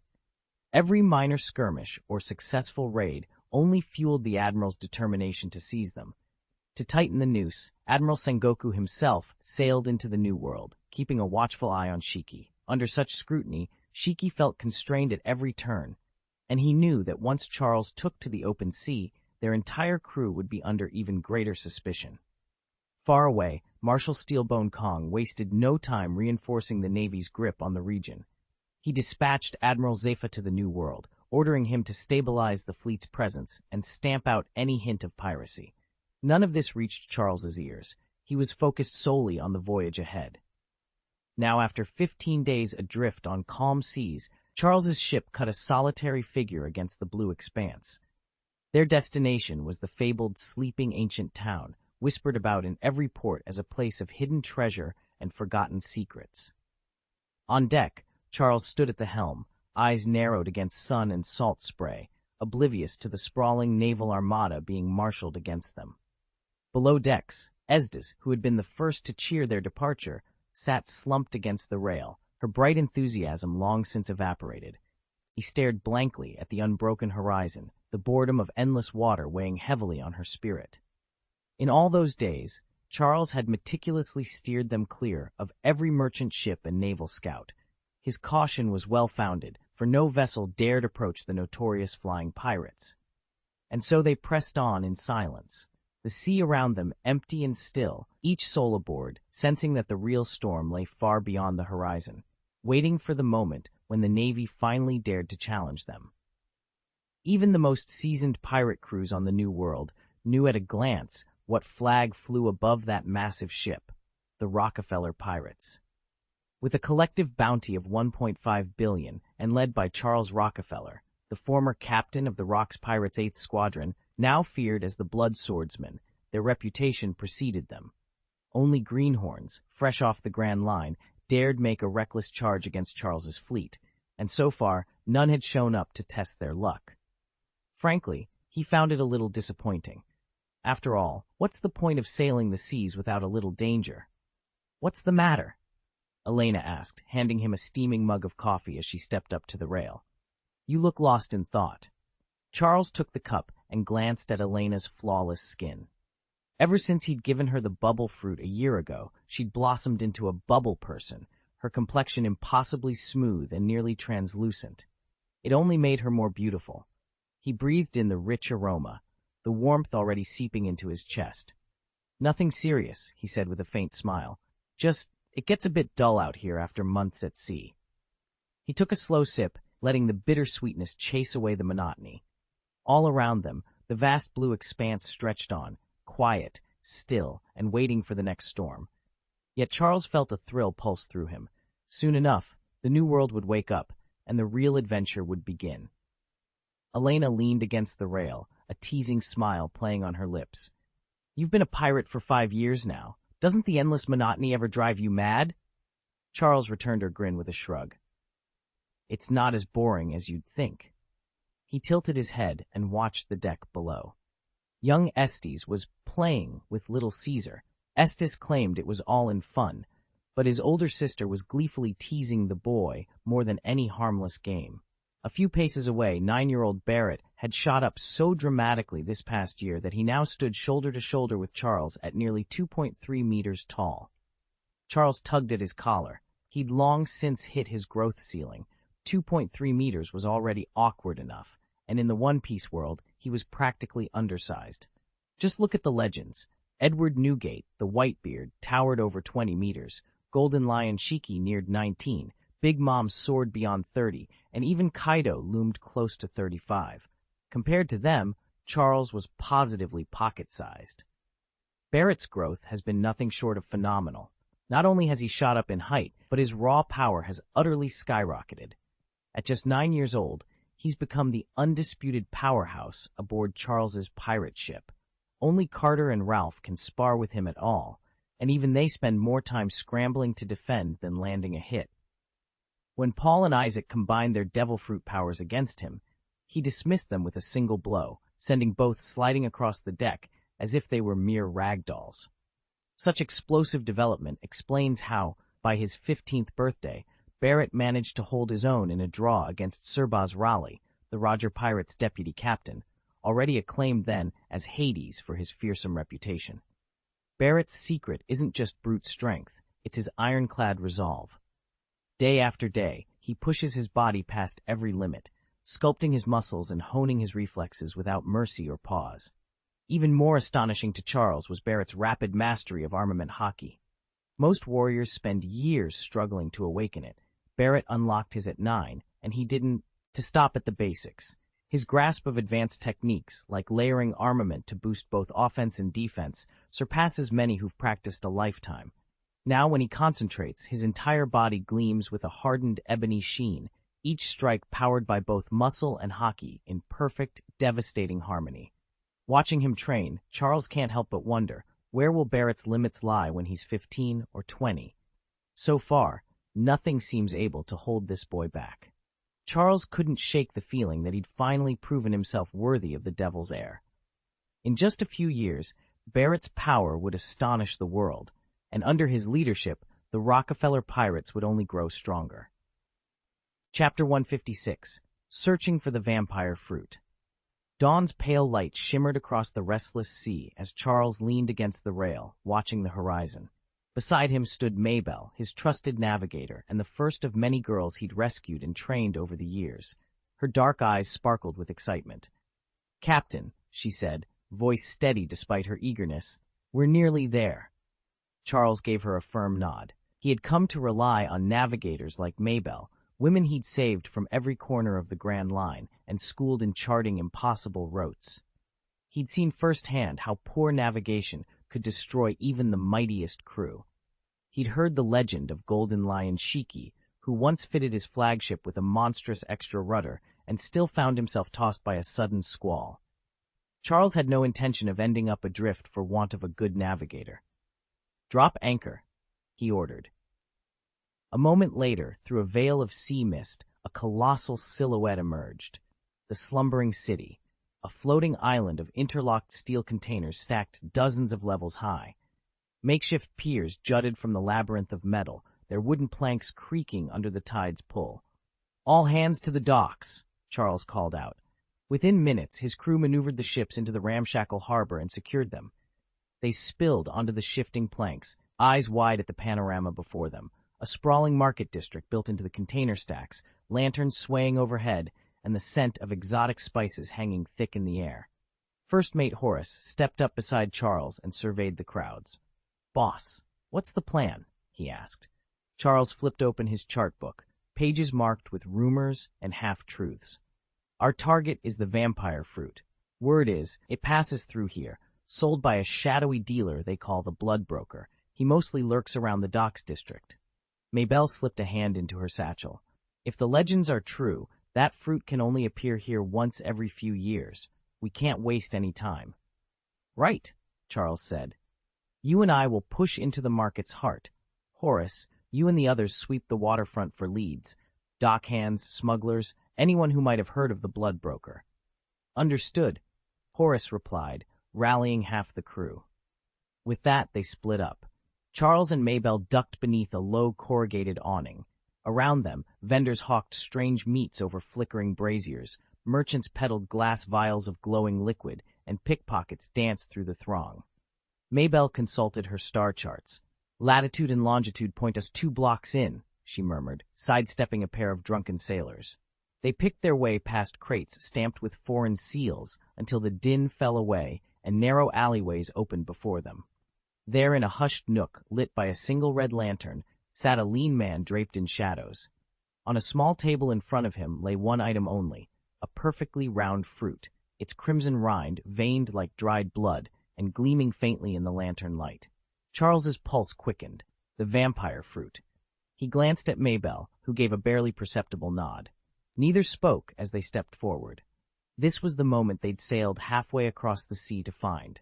The hunt had just begun. "What are we doing here?" Paul was the first to reach Charles, eyeing the ragged shoreline of the tiny, deserted island. Charles grinned as he took in the empty beach and overgrown scrub. "I got word there's a devil fruit hidden somewhere on this island. Think of it as a treasure hunt. Finding it will all come down to luck." A hush fell over the group. Devil fruit? Treasure hunt? No one was quite sure what Charles meant or why he'd come in person, yet excitement crackled in the air, especially around his 2 children. "Treasure hunt! Treasure hunt!" Caesar shouted, bounding away in joyful circles. "Caesar, cut it out and come back here." Estes called, racing after him. At just 5 years old, Estes already took his big brother duties seriously, scooping Caesar into his arms, a behemoth, and setting him back on his feet. Charles laughed, ruffling Estes's hair. "All right, everyone, spread out. We'll search every nook and cranny. Even if it means turning this whole island upside down, I'm not leaving without that devil fruit." A cheer rose up as the crew fanned out into the underbrush, ready for the hunt. Charles stood on the edge of the jungle, surveying the dense foliage ahead. Of the more than 500 crew members who'd landed on the island, only a few dozen remained behind to guard the ship. The rest had scattered in every direction, hunting blindly for the legendary devil fruit. The aimless search dragged on in frustrating fits and starts, and Charles knew they'd never find anything that way. He pressed on, recalling a fragment of a tale about an ancient ruin somewhere in the heart of this island. A legend hinted that the devil fruit might lie hidden there, but the details were lost to him. Determined to cut through the confusion, he led a small expedition into the jungle's depths. Barrett, several of his lieutenants, Elena, and a dozen trusted crewmen. Branches snapped underfoot, and vines tugged at their gear as they advanced. Suddenly, the underbrush quivered, and a cacophony of high-pitched screeches erupted overhead. Bats, disturbed by their intrusion, spilled out of the trees in a frantic swarm. Charles held his ground until the last of them scattered, then pushed forward. The trees gave way to a clearing, at the center of which stood a dilapidated castle. Its gray stone walls were slick with moss and thorny vines choked the battlements. A cold, unsettling hush hung around the ruined keep. "All right, Charles said, his resolve firm. "Let's see what's inside." Barrett and 2 lieutenants gripped the iron-bound wooden gate. With a concerted grunt, they forced it open. A choking cloud of ancient dust billowed out, but Elena was ready. She tapped her fruit power, and a vast, iridescent bubble inflated before her, shielding the group from the worst of the debris. Charles offered her a grateful nod. Stepping through the shimmering bubble, they entered the castle's main chamber. Torches long since extinguished left the hall in gloom, but moonlight glimmered on a single object at its center, a stone sarcophagus, sealed and silent after untold years.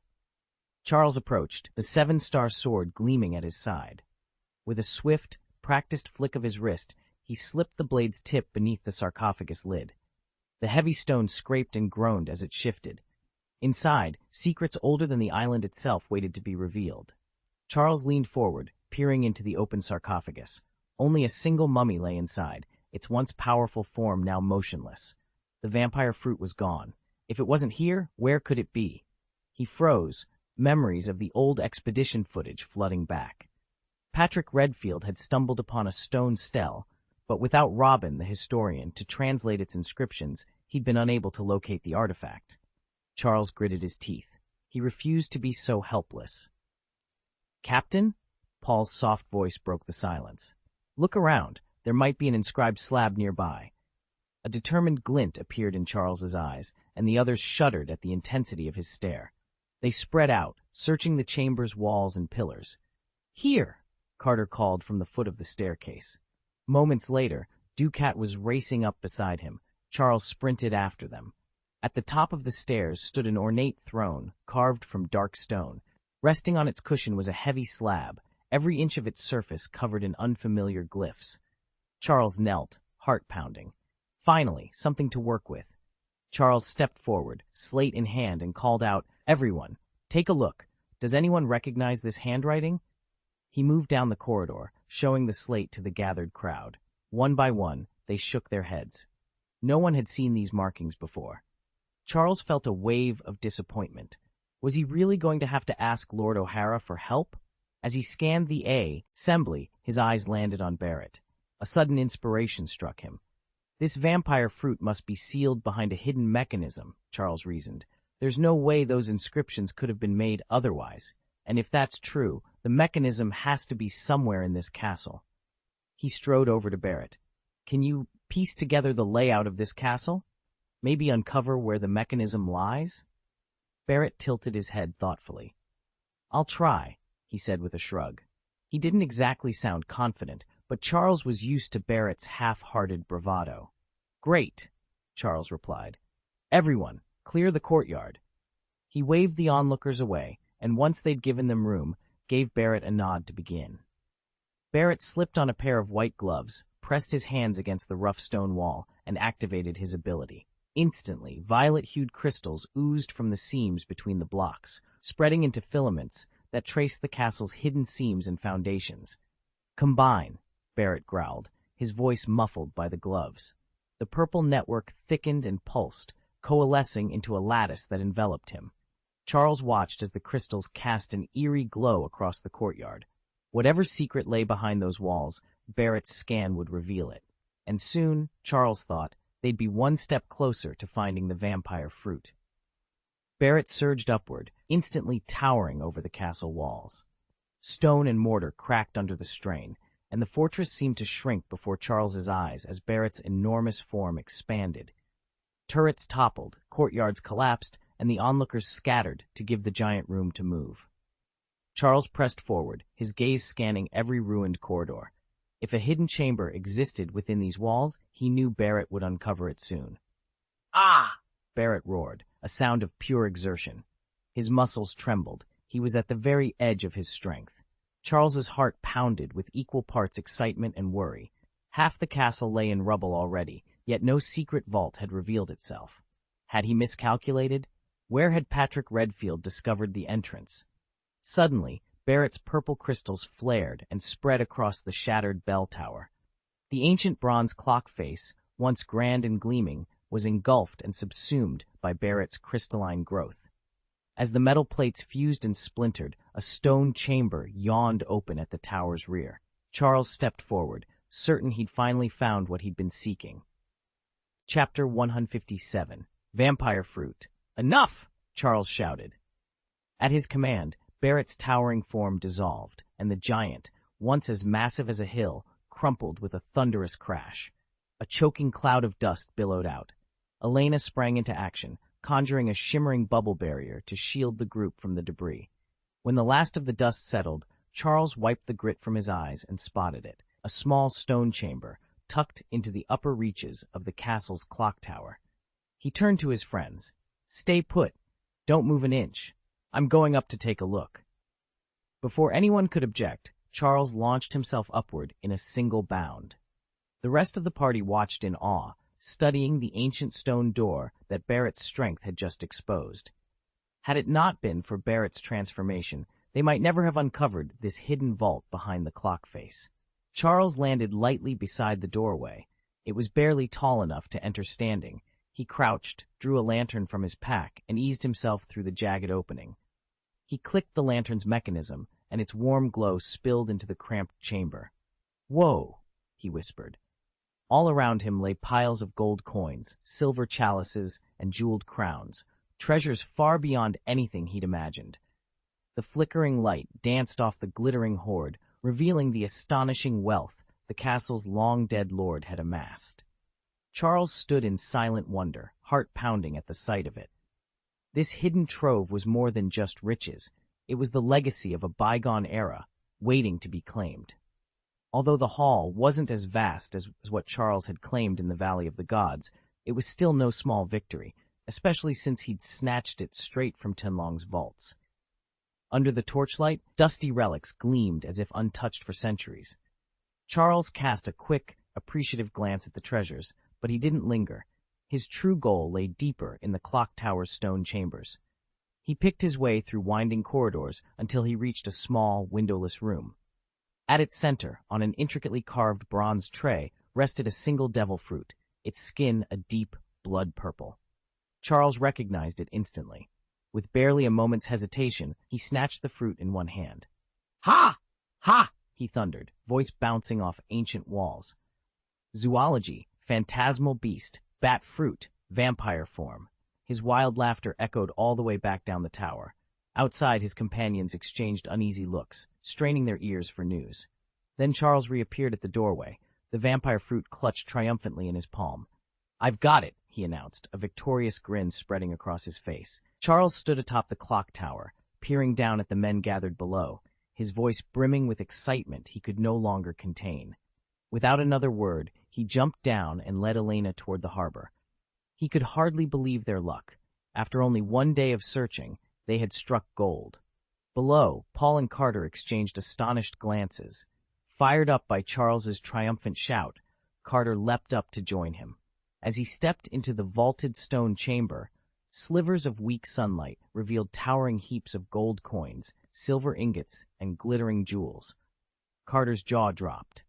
"Quick, rally the crew. We're rich. We'll load the entire ship with this," he shouted, bursting back out of the chamber.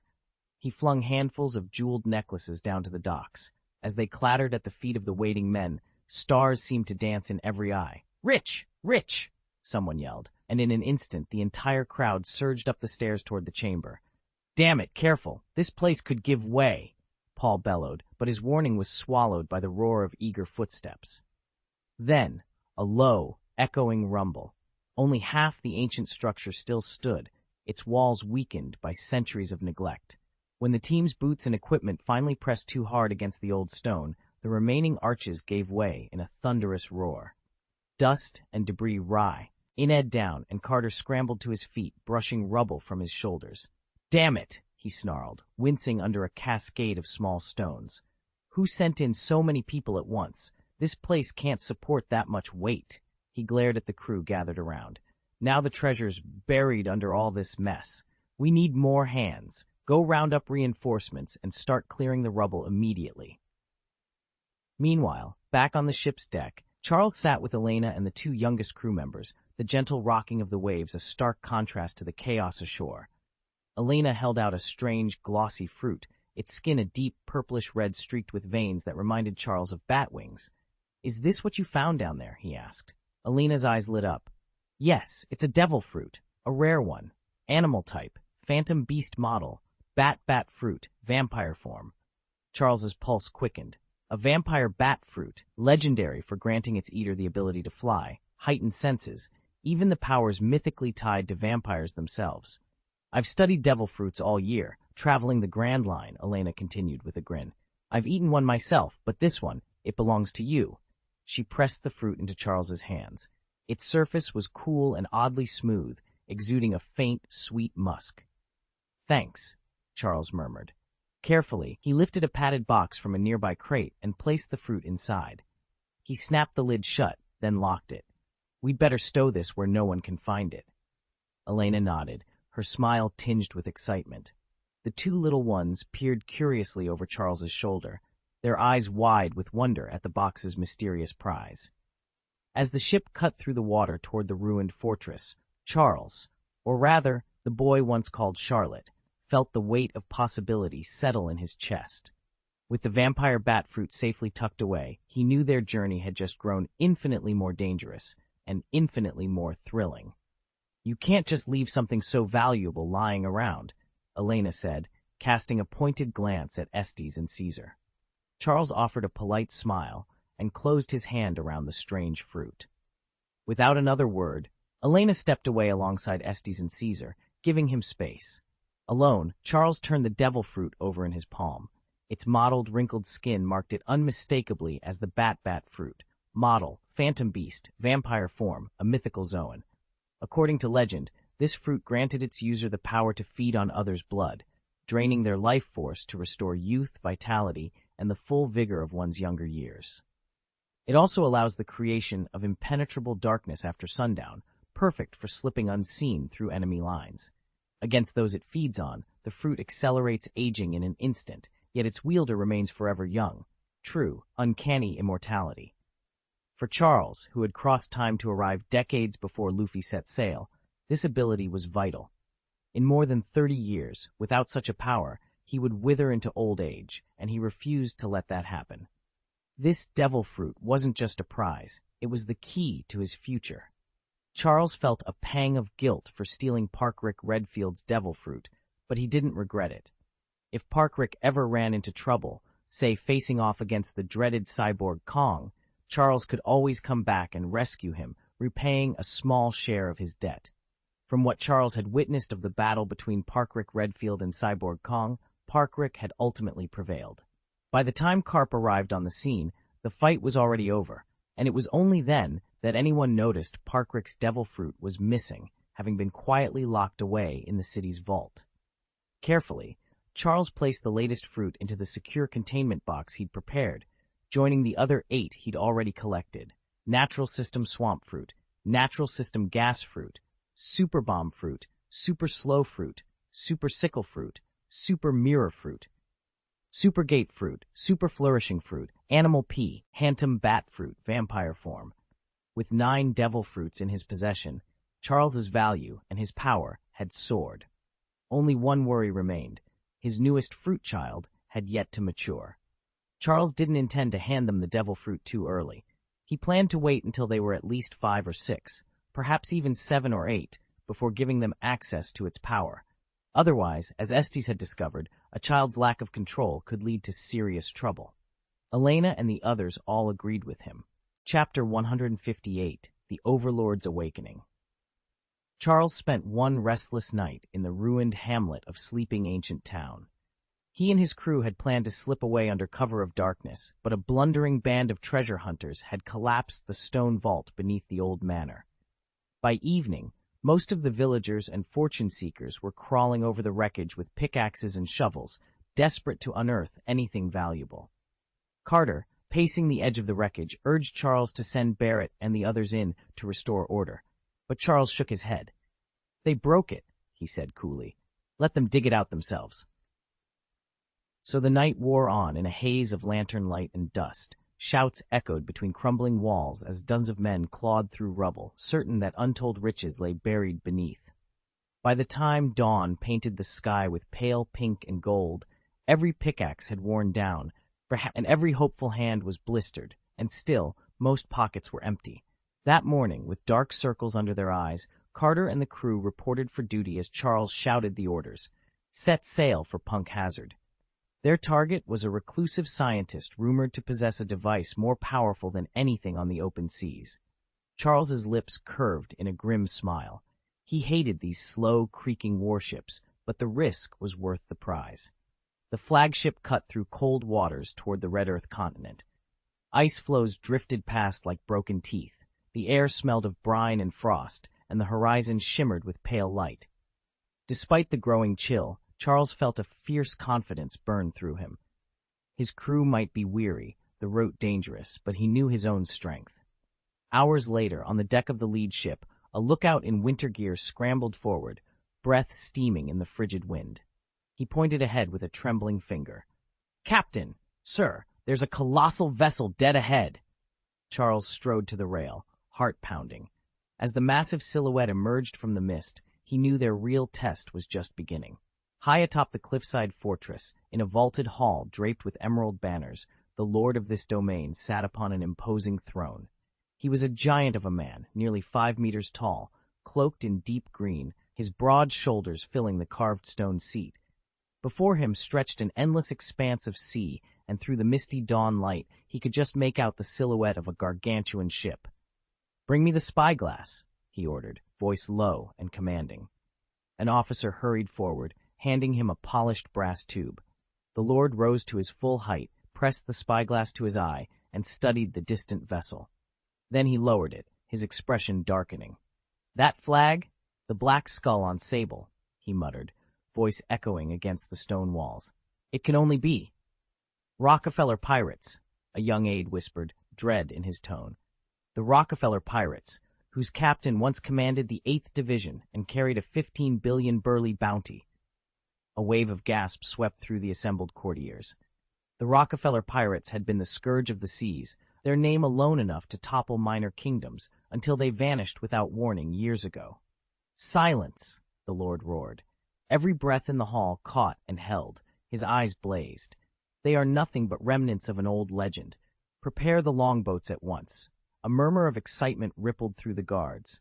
"This day we will make the world remember our name," the lord declared, turning to his officers. "Bring me Charles's head. Let his fate strike fear into every pirate who dares cross our waters." At his words, the tension in the hall snapped into action. Soldiers scrambled from their stations. Trumpets began to sound in the courtyards below. As the first beams of sunrise glinted off armor and blade, the fortress braced itself for the clash to come. "Captain!" At the shout of their lookout, the massive fleet wheeled about and bore down on Charles's ship, the sea god Poseidon. "Sir, a fleet's charging straight at us. It's the 8 Azure Navy, led by Qingjiao, known as Cone Qingjiao. Bounty's 5 billion Baileys." Carter sprinted up to Charles, breathless. "Qingjiao? You mean that green pepper who's been tearing through the New World lately?" Charles's eyes narrowed. He'd heard the name again and again over the past few months, escaping Admiral Sengoku's dragnet only to reappear among the Grand Line's most wanted was practically legendary. If he wasn't mistaken, he'd even caught a glimpse of Qingjiao in a holovid series, though the details were hazy now. "All right," Charles said coolly. "Let's see what he's after." With that, he shrugged off his towel and strode onto the deck. The alarm bell rang out, and every crewman sprang to their battle stations, weapons in hand, ready to face whatever the 8 Treasure Navy had in store. Even Estes emerged clutching the sanctuary sanction, the birthday gift Charles had given her on her 5th birthday, her little face alive with excitement. Barrett, too, was perched at the bow, practically vibrating with anticipation. Charles allowed himself a small, wry smile at their eagerness. Lately, the sight of his flag had been enough to send every passing ship fleeing, leaving his crew restless and craving a real fight. But today was different. Someone had actually dared to close the distance, heedless of the danger. Once his men realized these intruders weren't seasoned New World pirates, it dawned on them that the newcomers simply didn't know how to fear death. For former slaves turned pirates, battle was as familiar as breathing. Charles strode forward to the bow. His crew fell silently into place along the railings, forming a corridor for him to pass. He climbed the steps, scanned the rival vessel across the gap, and noted the ragged line of faces peering back at him. From their deck rose a chorus of boisterous laughter and shouts. "Drink up, lads! Ha!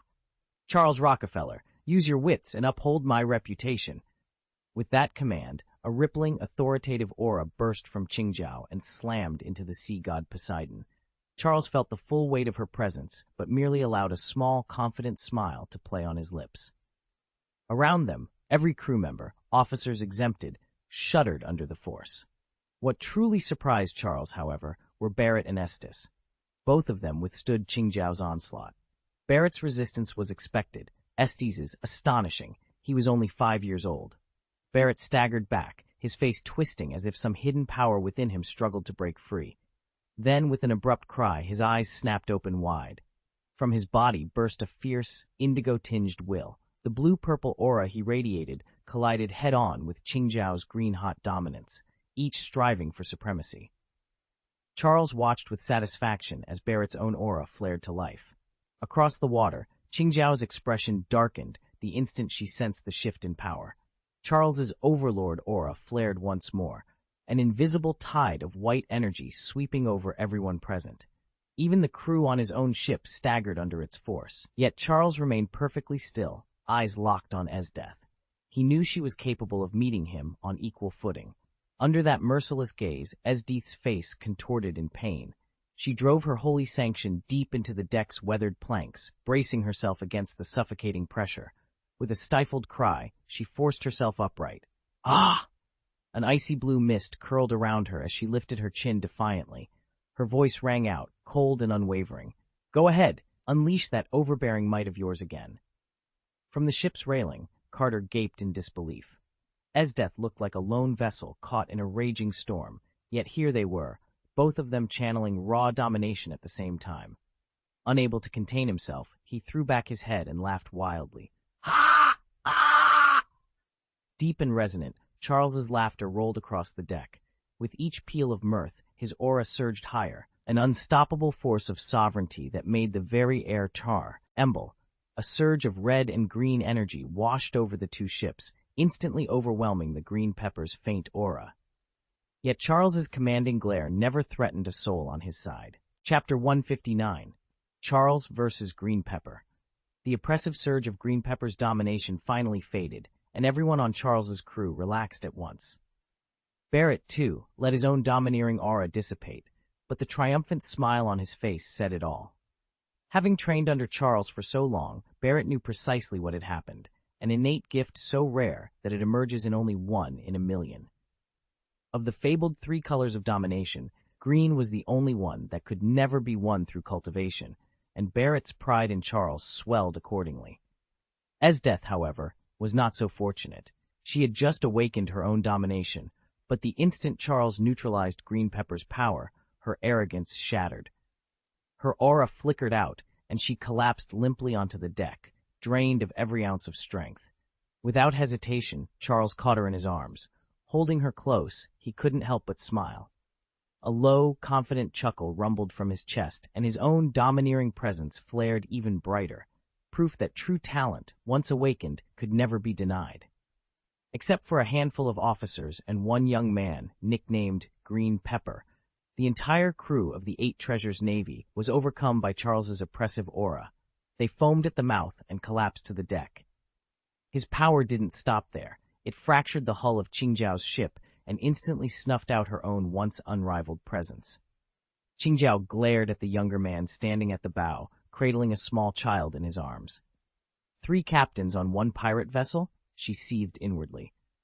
Worse still, she realized Charles had been the one to awaken the latent power in both this child and his daughter. Calmly, Charles handed his daughter, little Estes, to Paul. "Take her back to the cabin," he instructed, his voice steady. Then he pivoted toward Green Pepper, a mischievous grin spreading across his face. "Ha ha!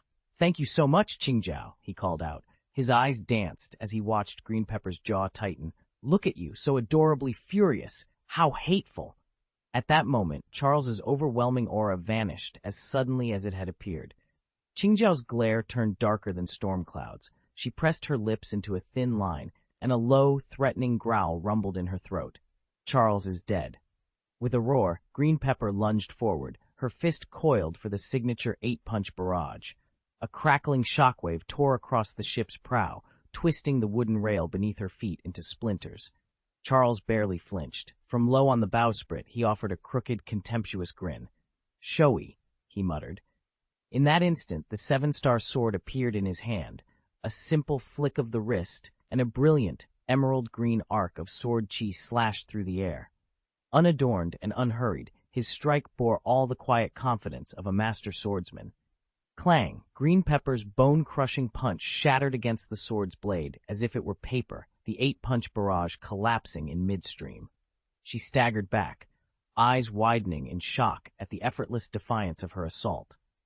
Before she could recover, Charles advanced. Heavens and earth seemed to pause around his blade, the air humming with latent power. Ba Chong Fist! Martial Head! Green Pepper vaulted skyward, her cone-shaped helm poised like a battering ram above her armored fist. Sparks flew as iron met steel in a ferocious clang that echoed across the deck. Gritting her teeth, she poured every ounce of her strength into the parry, desperately bracing against Charles's unrelenting blade stroke. But the sudden ease with which he rejected her might told her all she needed to know. She had gravely underestimated him. Charles stood at the prow of the boat, watching Qingjiao's stubborn defiance. As the echo of his last strike faded, Qingjiao clambered back onto the deck with a thunderous crash. He fixed Charles with a solemn gaze. One blow had made it clear he was outmatched. An iron skull wasn't enough to win a fight if the rest of you was flesh and bone. Yet, Qingjiao refused to yield. Without missing a beat, he roared, 8-punch fist, Wutu revolve! He brought his fists together, vaulted into the air, and spun in a tight circle. At the apex of his leap, he planted his head like a fulcrum and flipped into a headstand, hurtling toward Charles like a living battering ram. Charles tilted his head, intrigued. The 7-star sword in his hand flared with green and black energy, its aura rippling with dark elegance. Qingjiao's massive form bore down on him, and then Charles shifted his weight, stepping onto the deck with his right foot and driving the sword's tip against Qingjiao's headstand. The sudden pressure arrested the assault, pinning Qingjiao in place. For a heartbeat, the two warriors held their stances, one balanced on a blade, the other fused to it by pure force of will. Then the battle would resume. Charles's 7-star sword spun with such force that its tip caught Qingjiao squarely on the crown, leaving a jagged wound. Stumbling back in shock, Qingjiao pressed a hand to his head, only to feel a soft give beneath his palm. He blinked in disbelief. His famed, all-shaped skull ridge was cracked in two. "Damn!" he growled, enraged and humiliated by 2 failed assaults. The bristles of his beard bristled as he leveled a furious glare at Charles. "Is that the best you've got?"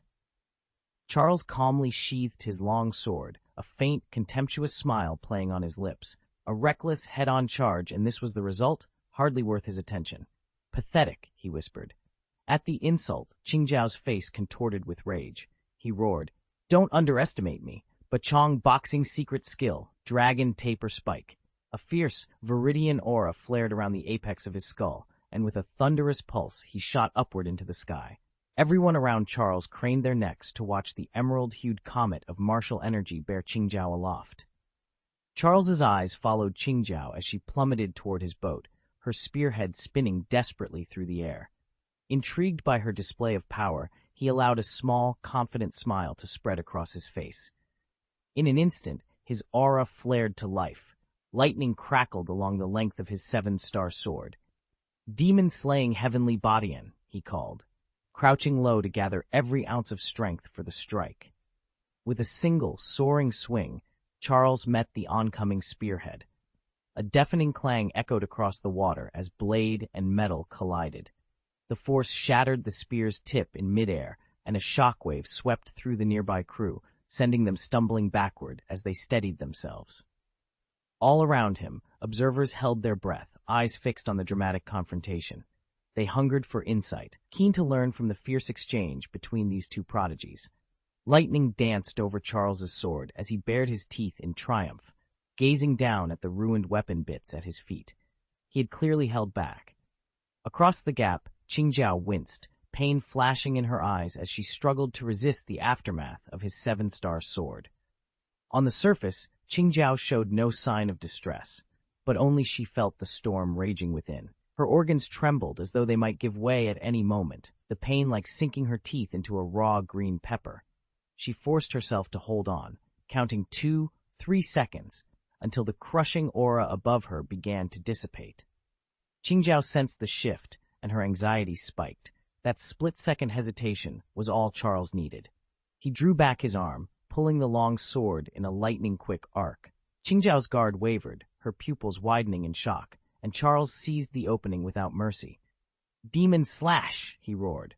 With a deafening whoosh, his blade cleaved the air as if piercing the sky. Chapter 160. The Green Pepper's Defeat. A flash of steel, a spray of blood, then silence fell over the deck of the 8 Treasures Navy. Charles stood tall, sword in hand, and gestured toward the ranks of his crew. "Brothers, secure all their treasure." At his command, the men erupted in cheers. "Let's go! Bring back every last coin and gem." Leading the charge, Carter completed his transformation in the blink of an eye, emerging as a fearsome half-zebra warrior. His black and white striped limbs struck the deck with thunderous force as he vaulted forward. Right beside him, Wolf's form swelled into a hulking half-elephant, his trumpeting war cry shaking the air. Together, they bore down on the remaining officers of the 8 Treasures Navy, cutting off any hope of regrouping. Meanwhile, a panicked cry rose from the fallen force.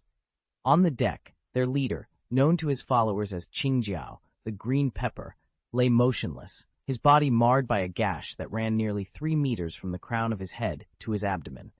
Despite the frantic shaking and desperate pleas of his crew, "Leader, wake up!" he remained unconscious. Charles sheathed his blade and surveyed the scene with measured calm. He had never intended to kill Qingjiao, only to bring him down. Yet the severity of the blow guaranteed that this scar would mark the Green Pepper for life. A flicker of regret passed through Charles's mind, but there was no time to dwell on it. Above the clamor of victory and the clinking of hastily gathered loot, Charles drew a steadying breath. The battle was over. Now came the reckoning. Charles leaned over the ship's rail, watching with a grin as his crew hauled chest after chest of plunder onto the deck. The morning sun glinted off gold doubloons and jeweled goblets. Smiles of triumph lit every face. They hadn't captured just one pirate vessel. Green Pepper's men had brought an entire fleet of 8 ships, and the treasure they'd seized was beyond imagining, and now it all belonged to Charles and his company. He tore his gaze away for a moment to check on an experiment of his own. He dropped a green pepper pod into the sea, curious to see whether it would sink as the old sailor's tale claimed, or float back up. Charles couldn't wait to find out. "Captain, we found these in Green Pepper's cabin," Carter called from below deck, emerging with a pile of scrolls and bound volumes. Charles climbed down to inspect the haul. His eyes lit on one particular title, 8 Punch Boxing Secrets. He flipped through its pages, nodding in approval. "This is good stuff," he said. "Pass it around. Anyone who wants to train should get their hands on this." "Aye, sir," Carter replied, tucking the book under his arm. Then Carter produced a rolled parchment. "And we've got this map, too. Looks like it belonged to Green Pepper himself." Charles took it, already picturing the next leg of their voyage. With treasure secured and secrets in hand, adventure waited on every horizon. Carter burst onto the deck, unfolding a weathered parchment. "Captain, take a look. I think this is a treasure map." Charles leaned over the railing and took the map from him. The jagged coastline it depicted wasn't any part of the new world he'd seen before, but the shores of the Kingdom of Flowers, and from there it led straight into icy waters surrounding a lone iceberg. His heart quickened. He recognized it at once as the secret vault of the 8 Treasures Navy. Charles folded the map, a confident smile tugging at his lips. "Set a course for the West Sea. We'll unearth every last treasure they've hidden." "Aye, Captain." Carter saluted smartly and hurried off to give the orders. Moments later, back in the cabin, Jenny looked up from attending Estes, worry etched across her face. "Charles, what happened to him? Why did he collapse like that?" Charles stepped forward and gently swept a strand of hair from her forehead. "He's fine," he said, voice calm. Estes reached too far into his own willpower, He's still young and hasn't yet learned how to pace himself. It net him completely, so he passed out. A good rest is all he needs. Relief washed over Jenny's features as Charles rested a reassuring hand on her shoulder. Outside, the crew bustled into action, sails unfurled and spirits high. The hunt for the 8 treasures Navy's lost hoard had officially begun. Charles watched Jenny's tense profile as she hovered beside the bunk. Despite her pregnancy, her brow was tightly furrowed when he spoke, and she continued to stare at Esdeth, who lay pale and still beneath the thin blankets. Charles placed a gentle hand on Jenny's shoulder and joined her vigil, both of them silently keeping watch over their injured comrade. Below deck, the ship's engines thrummed steadily as they pressed on toward Punk Hazard. Along the way, they would make brief stops at outlying islands to restock food and fresh water. For now, though, their course was set, and the momentum of the sea carried them forward. Up on deck, however, a different current of excitement was taking hold. Newspapers were passed from hand to hand, the sensational headline catching every eye. Shock! Pirate supernova Green Pepper conquered by the blood sword hero Rockefeller Charles. Every scrap of print was illustrated with Charles's triumphant silhouette, blade gleaming crimson in the sun. The defeat of the infamous Green Pepper, one of Admiral Sengoku's most elusive targets, had reverberated throughout the Grand Line. Only 5 months had passed since Charles first made his name in Wire, yet already he had bested a foe that so many feared. All across the ship, whispers humored the same questions. What new power did Charles possess, and who would be next to feel the edge of his sword? But below decks, Jenny and Charles had no ears for rumor. Their focus remained on Esdeth and on the uncertain days ahead. The sea might carry them ever onward, but for now, their greatest battle was one they had yet to win. Charles's eyes flickered over the latest dispatch, his face still drawn and pale beneath the blood-stained bandages. The message was devastating. An entire fleet had been ambushed, every treasure seized by the enemy, and countless sailors slaughtered. Even now, he could feel the phantom pain of the blade that had cleaved him from crown to navel, those jagged scars a grim reminder of how close he'd come to death. He had lain unconscious for 5 days before his crew managed to carry him ashore on this deserted island. Only now, as he stared at the crumpled newspaper in his hand, did the impossible truth sink in. He was alive. Captain! One of the 8 treasures Navy officers stepped forward, trembling. The young courier who delivered the dispatch eyed Charles with dread. If he'd known how his leader would react, he never would have handed over that newspaper. Charles lifted his head. A bitter, hollow laugh escaped him, sharp and ragged, echoing across the clearing. Ha!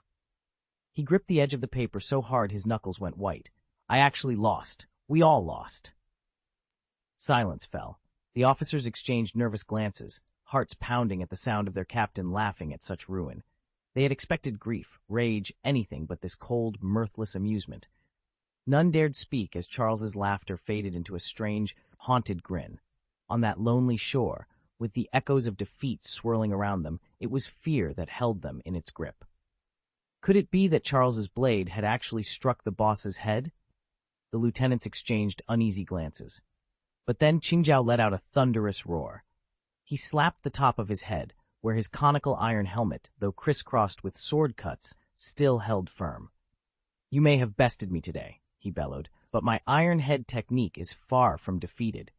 Rising to his feet, he ripped away the bloodied bandages to reveal 3 long gashes scored across his helmet and a feral grin twisting his features into something terrifying. To the seas, I will take back what was stolen from me. I refuse to bow so easily. No treasure? Then we'll seize one. No ship? We'll build one. My name will echo across every port. Charles, mark my words, when I grow stronger, I will challenge you again. At the resurgence of their leader's fighting spirit, the 8 treasures Navy erupted in cheers. Follow our leader. Long live our Lion of the Waves.